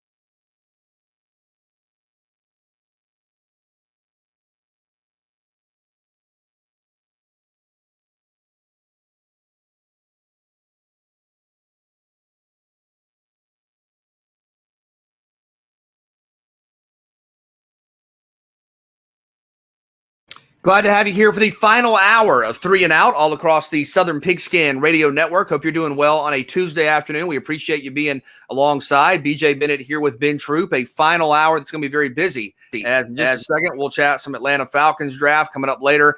Georgia Tech, I believe, now starting spring ball after a brief delay with COVID. We'll chat with Roddy Jones. But the Atlanta Falcons are in a really fascinating spot. They really are at 4 overall in the upcoming NFL draft. And with us now, good friend of the show, does a great job covering Atlanta from the AJC, D. Orlando Ledbetter. Daryl, good afternoon. How are you?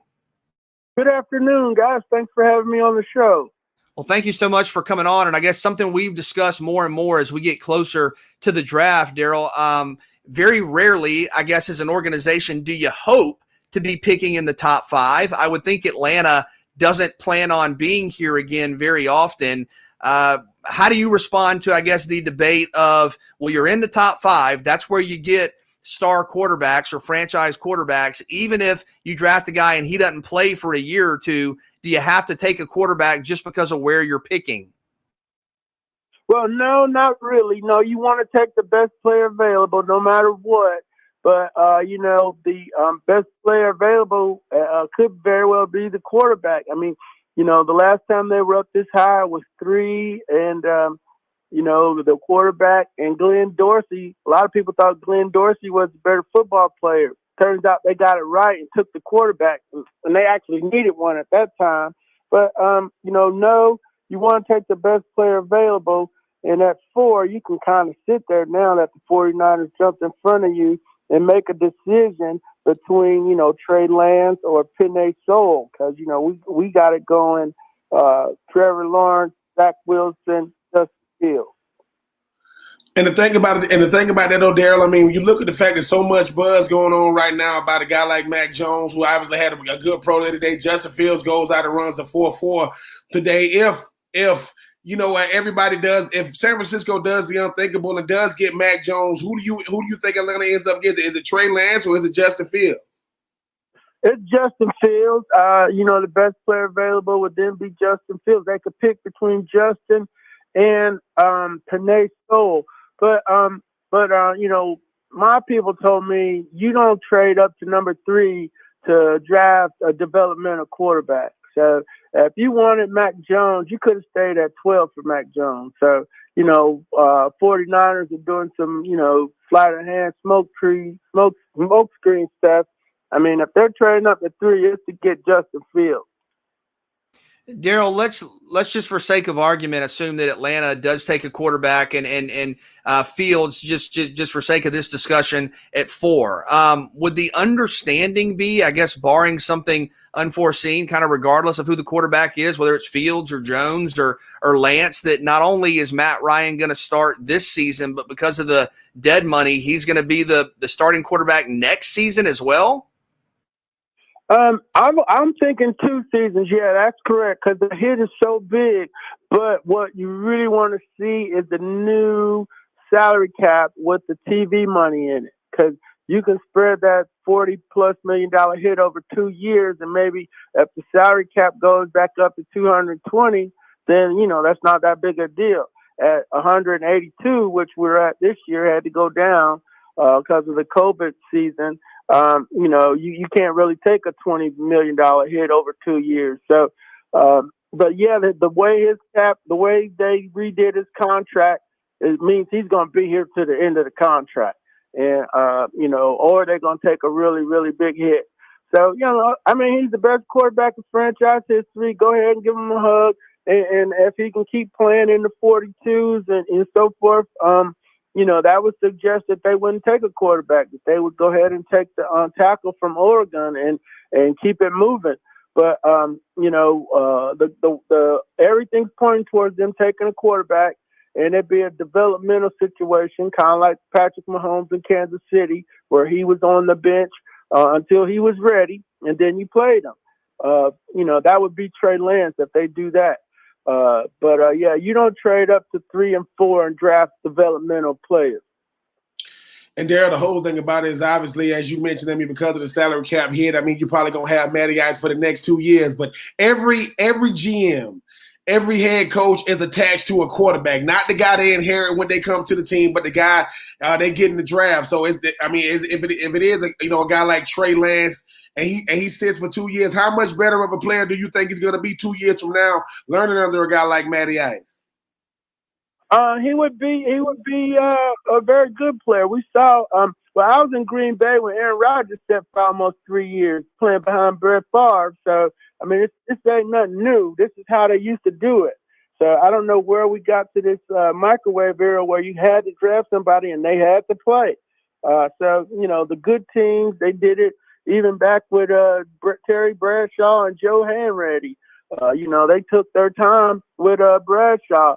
And then Peyton Manning tried to start and was 2-14.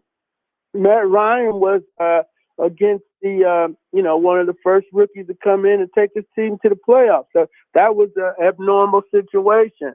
So I don't know where people feel like, hey, I gotta, Sam Darnold can't. He's been there for 3 years. He needed to sit. He didn't know what he's doing, and now his career's almost over. Josh Rosen. I don't know where we got to the point where we had to draft players and just run them out there on the field before they got ready. Daryl, if Atlanta does decide, hey, for all this quarterback talk, we feel like we have our quarterback, we want to address this defense where you obviously could use playmakers, do they feel like they can get value staying at 4 and drafting a defender there, or will they look to trade down possibly? Yeah, they got a great situation. They could take the quarterback, they could take the tackle, or they could trade back and get value picks. Maybe Patrick Surtain's a target at that point, Parsons, if you're comfortable with his background. They definitely have holes on the roster that need to be filled, and you can make a big case for them trading back. However, I understand that the tackle is legit from one of my execs in the AFC, high-up exec. He can start at all 4 positions. He'll make your line better right away. You can go out there and maybe keep Matt Ryan alive for another 3 years with Penei Sewell, putting him in there at left guard. Then, maybe kicking Jake over to right tackle at some point or slide him inside at some point. So they got some options. Terry Fontenot's got some options here. No question about it. And Daryl, how much is having a guy like Terry Fontenot make it to where like he's earned his stripes and what he was able to do in the New Orleans organization to be able to say whatever he does, they should be able to go with it because obviously he knows how to develop a team. And like you mentioned, if you know that Matty Ice is the guy from now and in the foreseeable future, you go ahead and get Penei Sewell, who, as you mentioned, can play all 4 spots on the line. It could definitely be an upgrade from day one. Yeah, no question about it. It sounds like they're not trying to tear it down and rebuild from the ground up. They're trying to rebuild on the fly. And, some teams can do that. They don't think they're that far off. But, look at the defense. You can't, 27, 28, nice defense. You're going to need some help over there. So, but offensively, they are further along. They have weapons. They just haven't been able to run the ball and protect Matt Ryan. So if Mike Davis is an upgrade over Gurley, then you're in pretty good shape. Maybe you get Najee. Maybe he slips to the second round. Maybe you get ATN.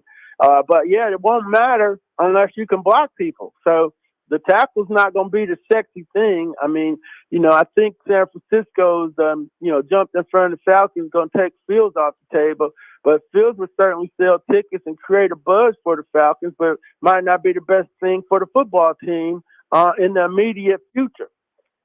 Finally, something we've talked about, the passing game is already very proficient, very productive, and you have clearly more glaring needs around the roster. Do you think there's a chance that even with that said, Atlanta could potentially at 4 take a Kyle Pitts or a Jamar Chase?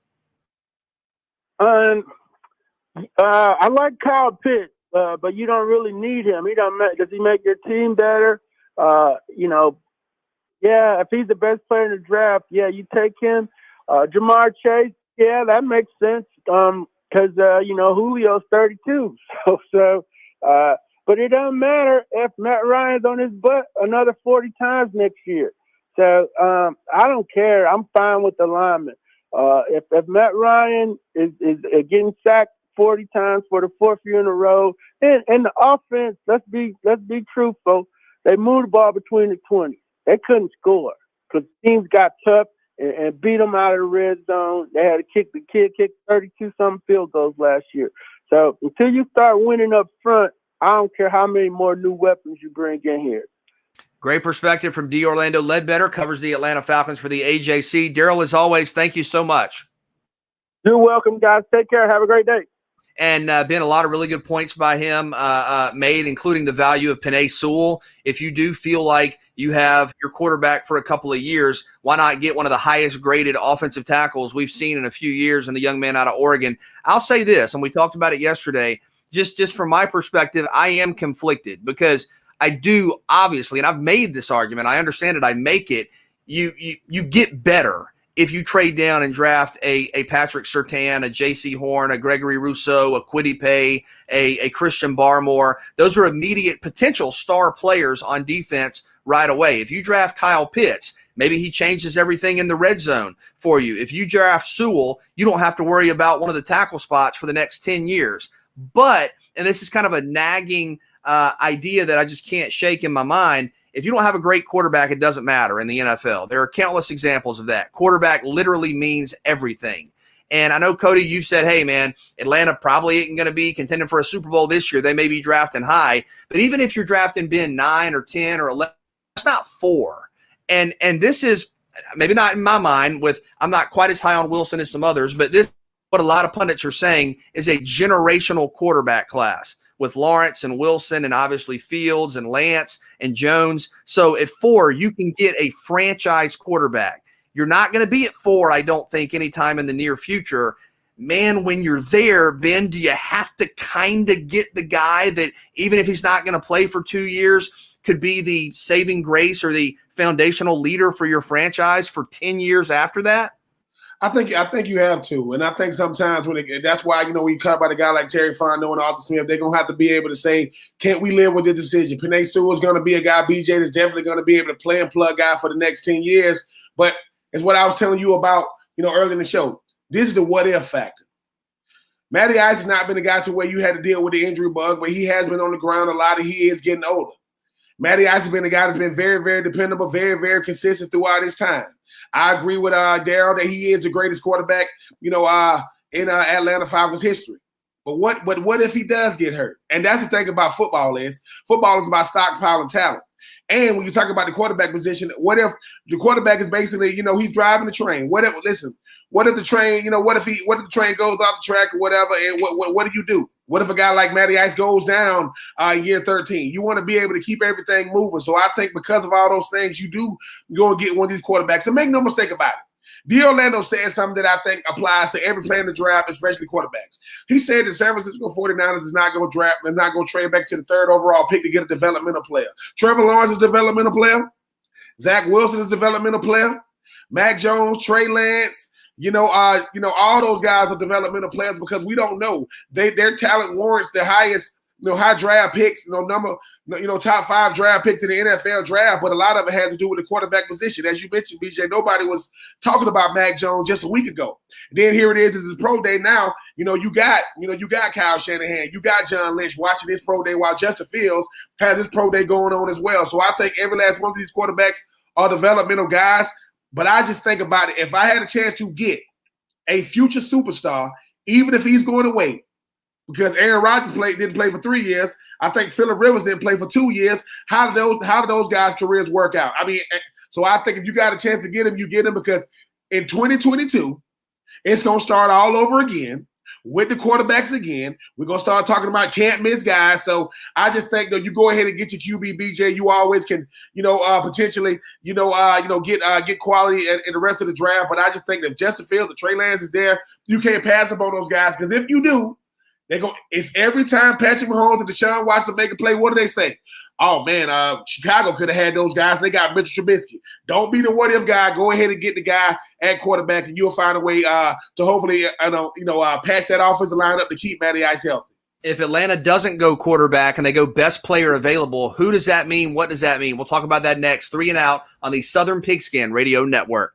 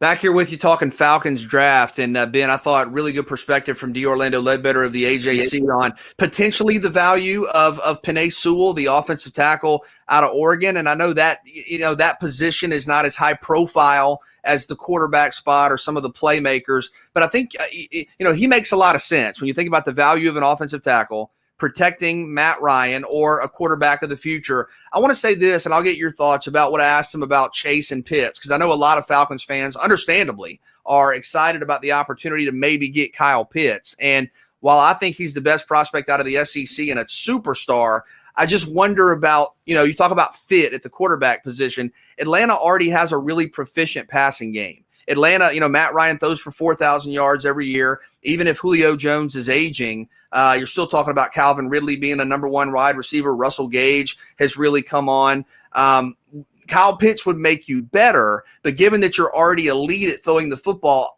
can he make you dramatically better? Or to get dramatically better, do you have to address an area of weakness like the defense or potentially the offensive line?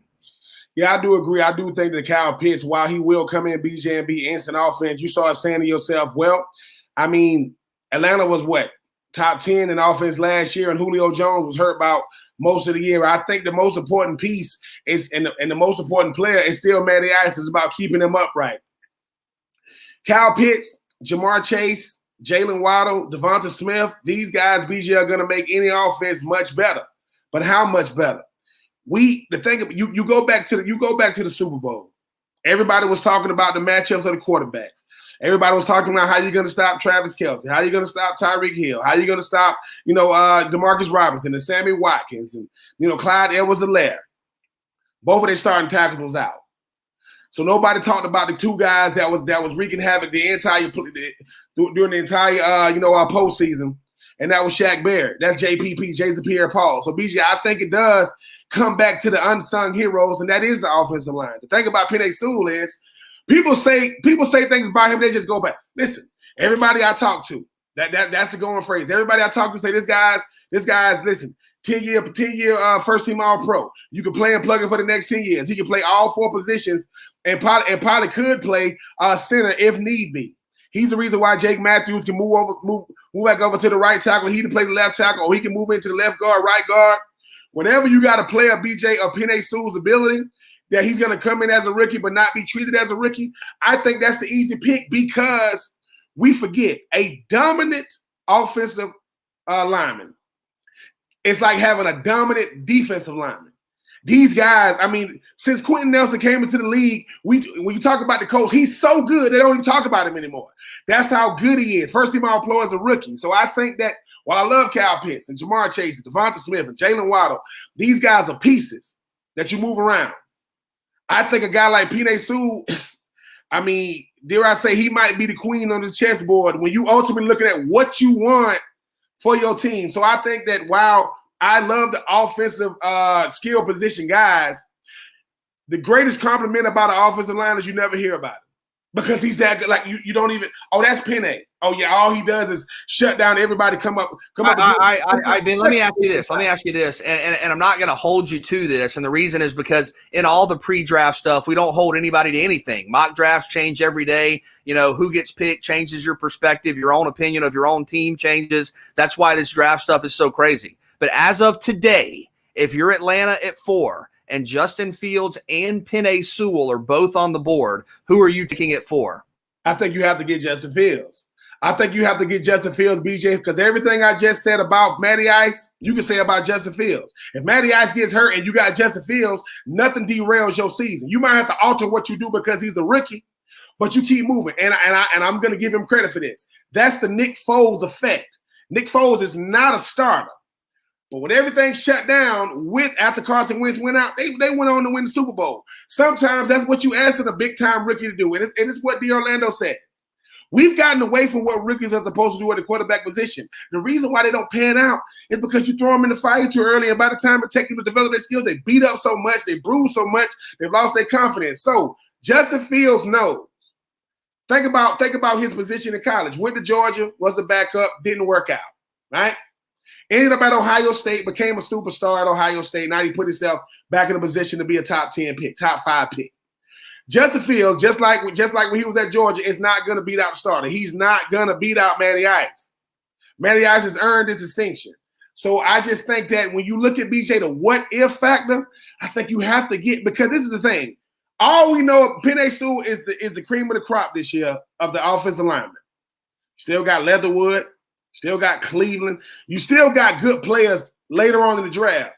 If you don't get Justin Fields and just say, Carolina moves up and they get him, and you got to deal with him every time they play. That's a really key point. And Cody, I saw you frowning over there, but one thing that I struggle with, and I don't know how I feel yet. I can see a couple of different perspectives, but one thing that I struggle with is if you don't take a quarterback at 4, the next time you come up in the draft order, the quarterback options are going to be very limited. There's a dramatic fall off, potentially from a guy like where you are with, and we'll get to a phone call in a second, where you are with Justin Fields to maybe a Kyle Trask or a Kellen Mond, at least in terms of the perception. If you're wanting an offensive tackle, yeah, Penei Sewell's a star, but a lot of people are really high on Alex Leatherwood too, or Dylan Reduns or Sam Cosmi. You can, at least in theory, still get a very highly regarded offensive tackle. If you want a defensive end, and maybe you're thinking about Kwity Paye at 4, well, if you're at, come up in the second round, maybe a Gregory Rousseau's there, maybe a Jalen Phillips is there, maybe a Peyton Turner is there, maybe a Quincy Roche is there, a Joe Asai. You still have options, whereas at quarterback, if you don't go top 5, the options are basically gone. 912-342-7642. If you want to jump in here and talk Falcons, let's go to Ray. Ray in Brunswick. Ray, how are you? What's on your mind? Hey, doing good. How are y'all? Love this show. Thank you. Thank you so much. I agree with a lot of what's being said, especially about the quarterback position, because we're not just talking about, say, this year. So you got a top 4 pick this year, and you've got some quarterbacks that are worthy of that pick. And let's say you decide not to do that, or, as I forgot who it was, said something, when you come back up to pick again, there's a steep drop-off with what you can get. Imagine how steep the drop-off is if we go, well, hey, Matty Ice ought to be fine for the next couple of years. Well, if he is, and you're the Atlanta Falcons and you're doing well, where are you picking a couple of years from now? Right. You find yourself in that same situation that some of these other teams, like the 49ers, who panicked and went, oh, crap, we're going to trade all the way up to 3 because we know exactly who we want, and we know that we're also a pretty good team when we're not having a bunch of injuries and stuff like that. We're not going to get a chance to pick like this again. And so then you look at Penei Sewell, who, yeah, he's a beast. But here's the question. How many more beasts are there on the board, and how steep is the drop-off? I mean, is Elijah Vera-Tucker really that much less versatile? Is he that much less of a player? Or can you plug and play with somebody second, third, going to run the ball? That's how you protect rookie offensive linemen. Yeah, I think it's a very good point, Ray. I'll appreciate your perspective. Sorry, Ray. I think my computer might have froze there for a minute, but thank you so much for the call. And yeah, Ben, quickly, we got to get to Roddy Jones, but to Ray's point, you think about the drop off, right? Much more dramatic at quarterback to round 1 to round 2 or round 3 than it is at any other position. Would you agree with that? I do. I mean, it goes back to something that Jeff Fisher used to say. He's always called the starting quarterback and the backup quarterback, BJ, the pilot and the co-pilot. He said, you know why you feel good when you get on the plane? Because you can see the pilot and you can see the co-pilot. If you get on the plane and all you got is the pilot, no co-pilot, you thinking, I'm just saying, I like Penei Sewell. He's in the back with us. Justin Fields is up front. I think you go with Justin Fields. Good point from Ray. Thank you for the call. I'm sorry if I had a technical delay there. We'll come back. We'll chat with Roddy Jones, 3 and Out, on the Southern Pigskin Radio Network.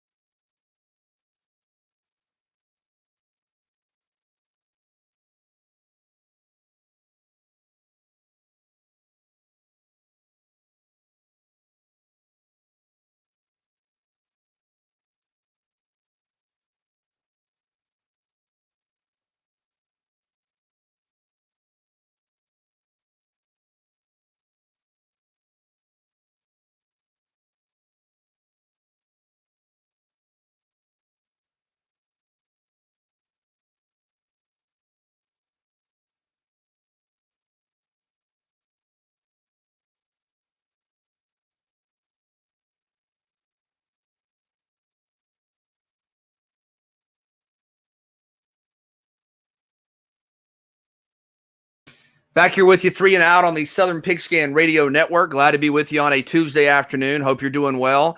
Again, a lot to talk about, a lot to cover from the draft to spring practice. We are efforting Roddy Jones of the ACC Network, former star for the Georgia Tech Yellow Jackets, as Georgia Tech had a little bit delay due to COVID, but been spring practice now underway as of today on the flats. And look, it was going to be a multi-year transition from Paul Johnson to Jeff Collins. I think we all realize that. We saw some young talent making plays in a big way for Georgia Tech last year. What would be kind of your approach if you're Jeff Collins? What would you be looking to see out of the Jackets this spring?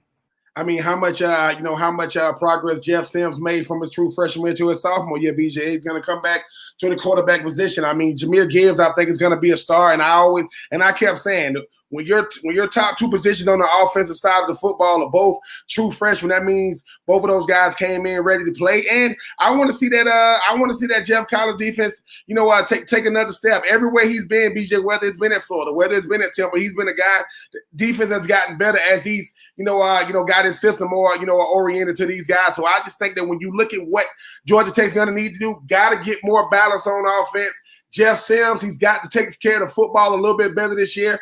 Going to be a probably more run-oriented, BJ, because you want Jeff Sims to make it throughout the course of the season. And can that defense play complementary football while this offense is still, in my opinion, trying to find their identity? BJ Bennett here with Ben Troop. We have found Roddy Jones, former star for the Georgia Tech Yellow Jackets, now with the ACC Network. Roddy, good afternoon. How are you? Great, guys. I appreciate you having me on. I appreciate you finding me. I was once lost, but now I'm found. Well, there you go. Makes sense. Thank you so much for coming on with us. And you think about Georgia Tech had a little bit of a delay, obviously with COVID, but now out there for spring ball. What is Jeff Collins hoping to accomplish here in this spring for the Yellow Jackets?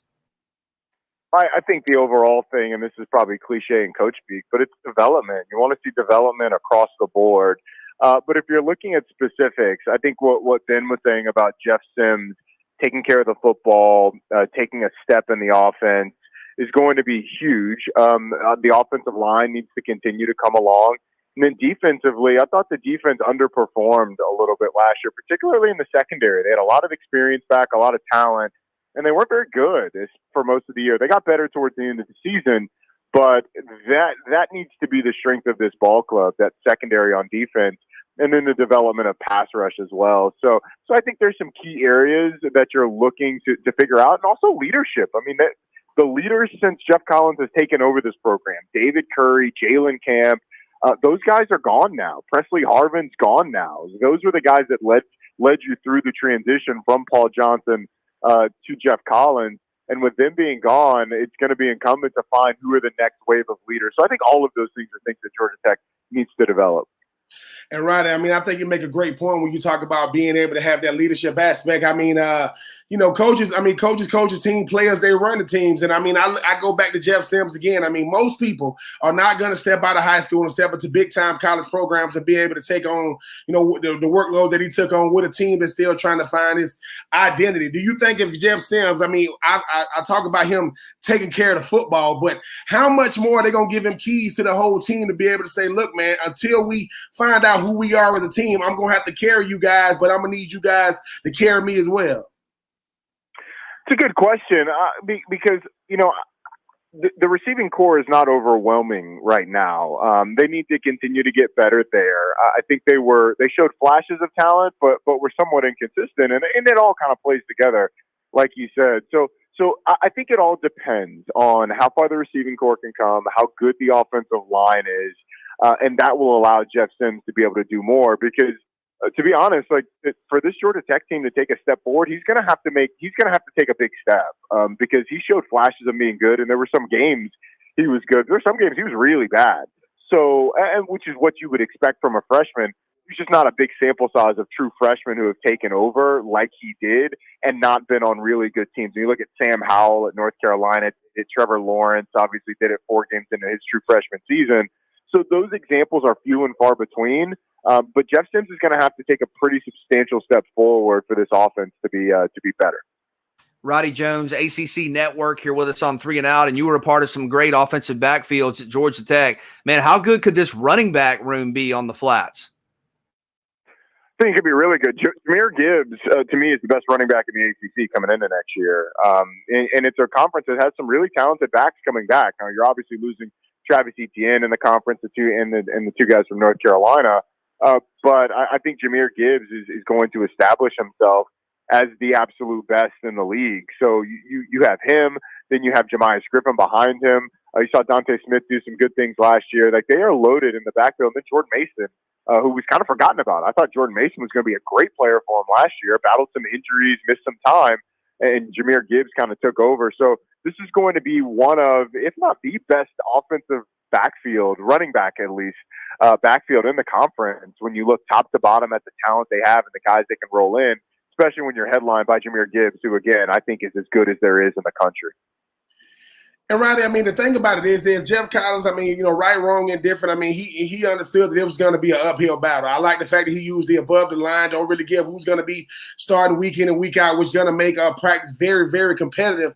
But, whether he had true freshmen last year or not, the Georgia Tech faithful, they're going to start getting, a little bit impatient, especially when we understand there's a gap between Clemson and everybody else. But, I mean, Miami's going to be dealing with the fact that De'Aaron King is going to be coming off an injury. Sam Howell, he doesn't take care of the football, as you mentioned. He's not going to have that run game.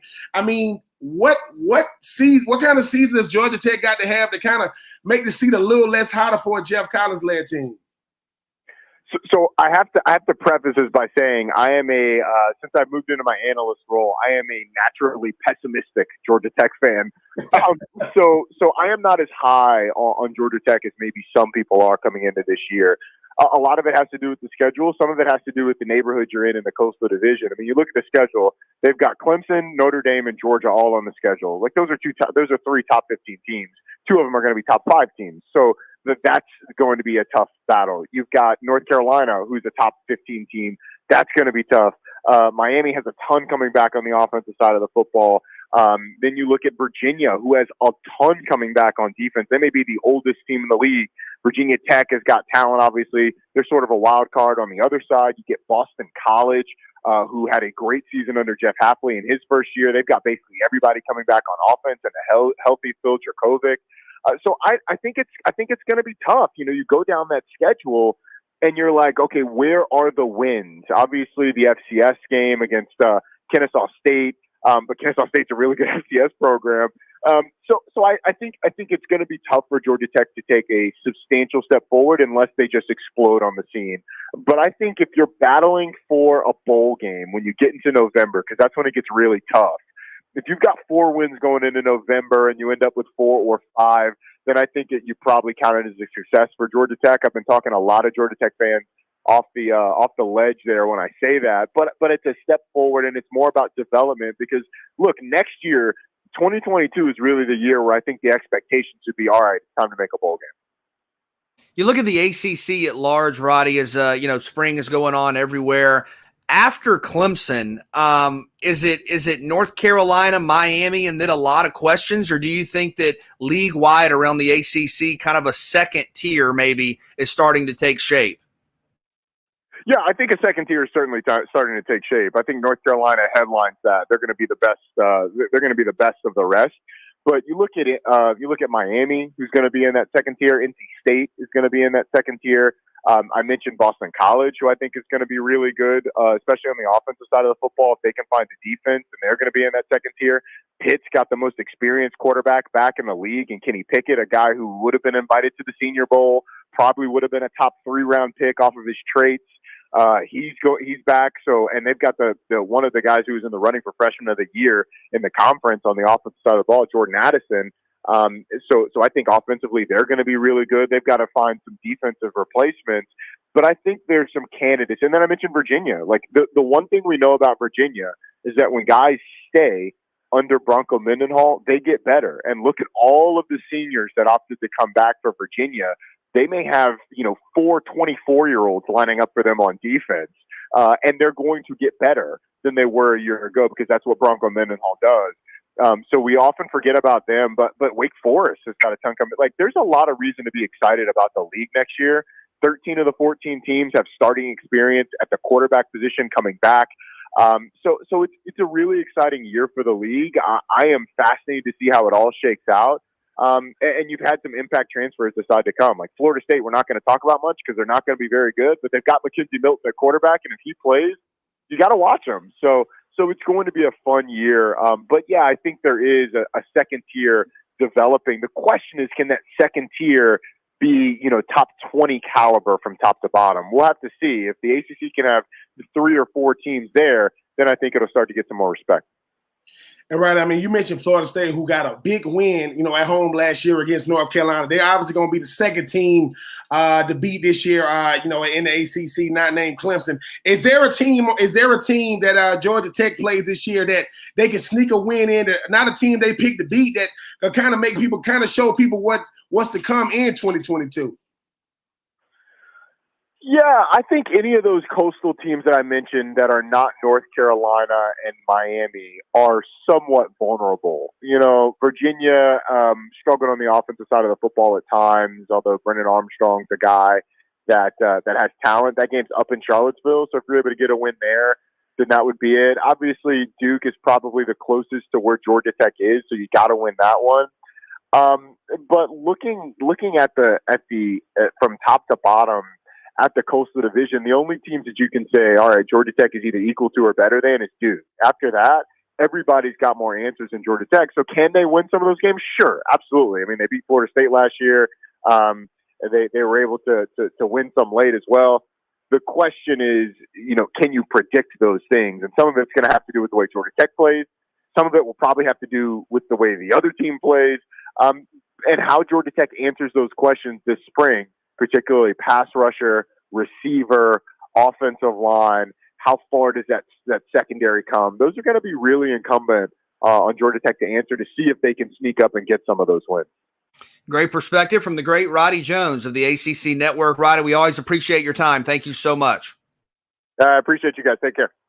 Roddy Jones. And Ben, Georgia Tech's got some stars. They got some young talent. But again, to reiterate our point before we connected with Roddy, it was going to be multiple years, right? Especially when you look at this schedule. I mean, before you even get to who you play in the Coastal, and the Coastal's a lot better, you have Clemson, Georgia, and Notre Dame off the top.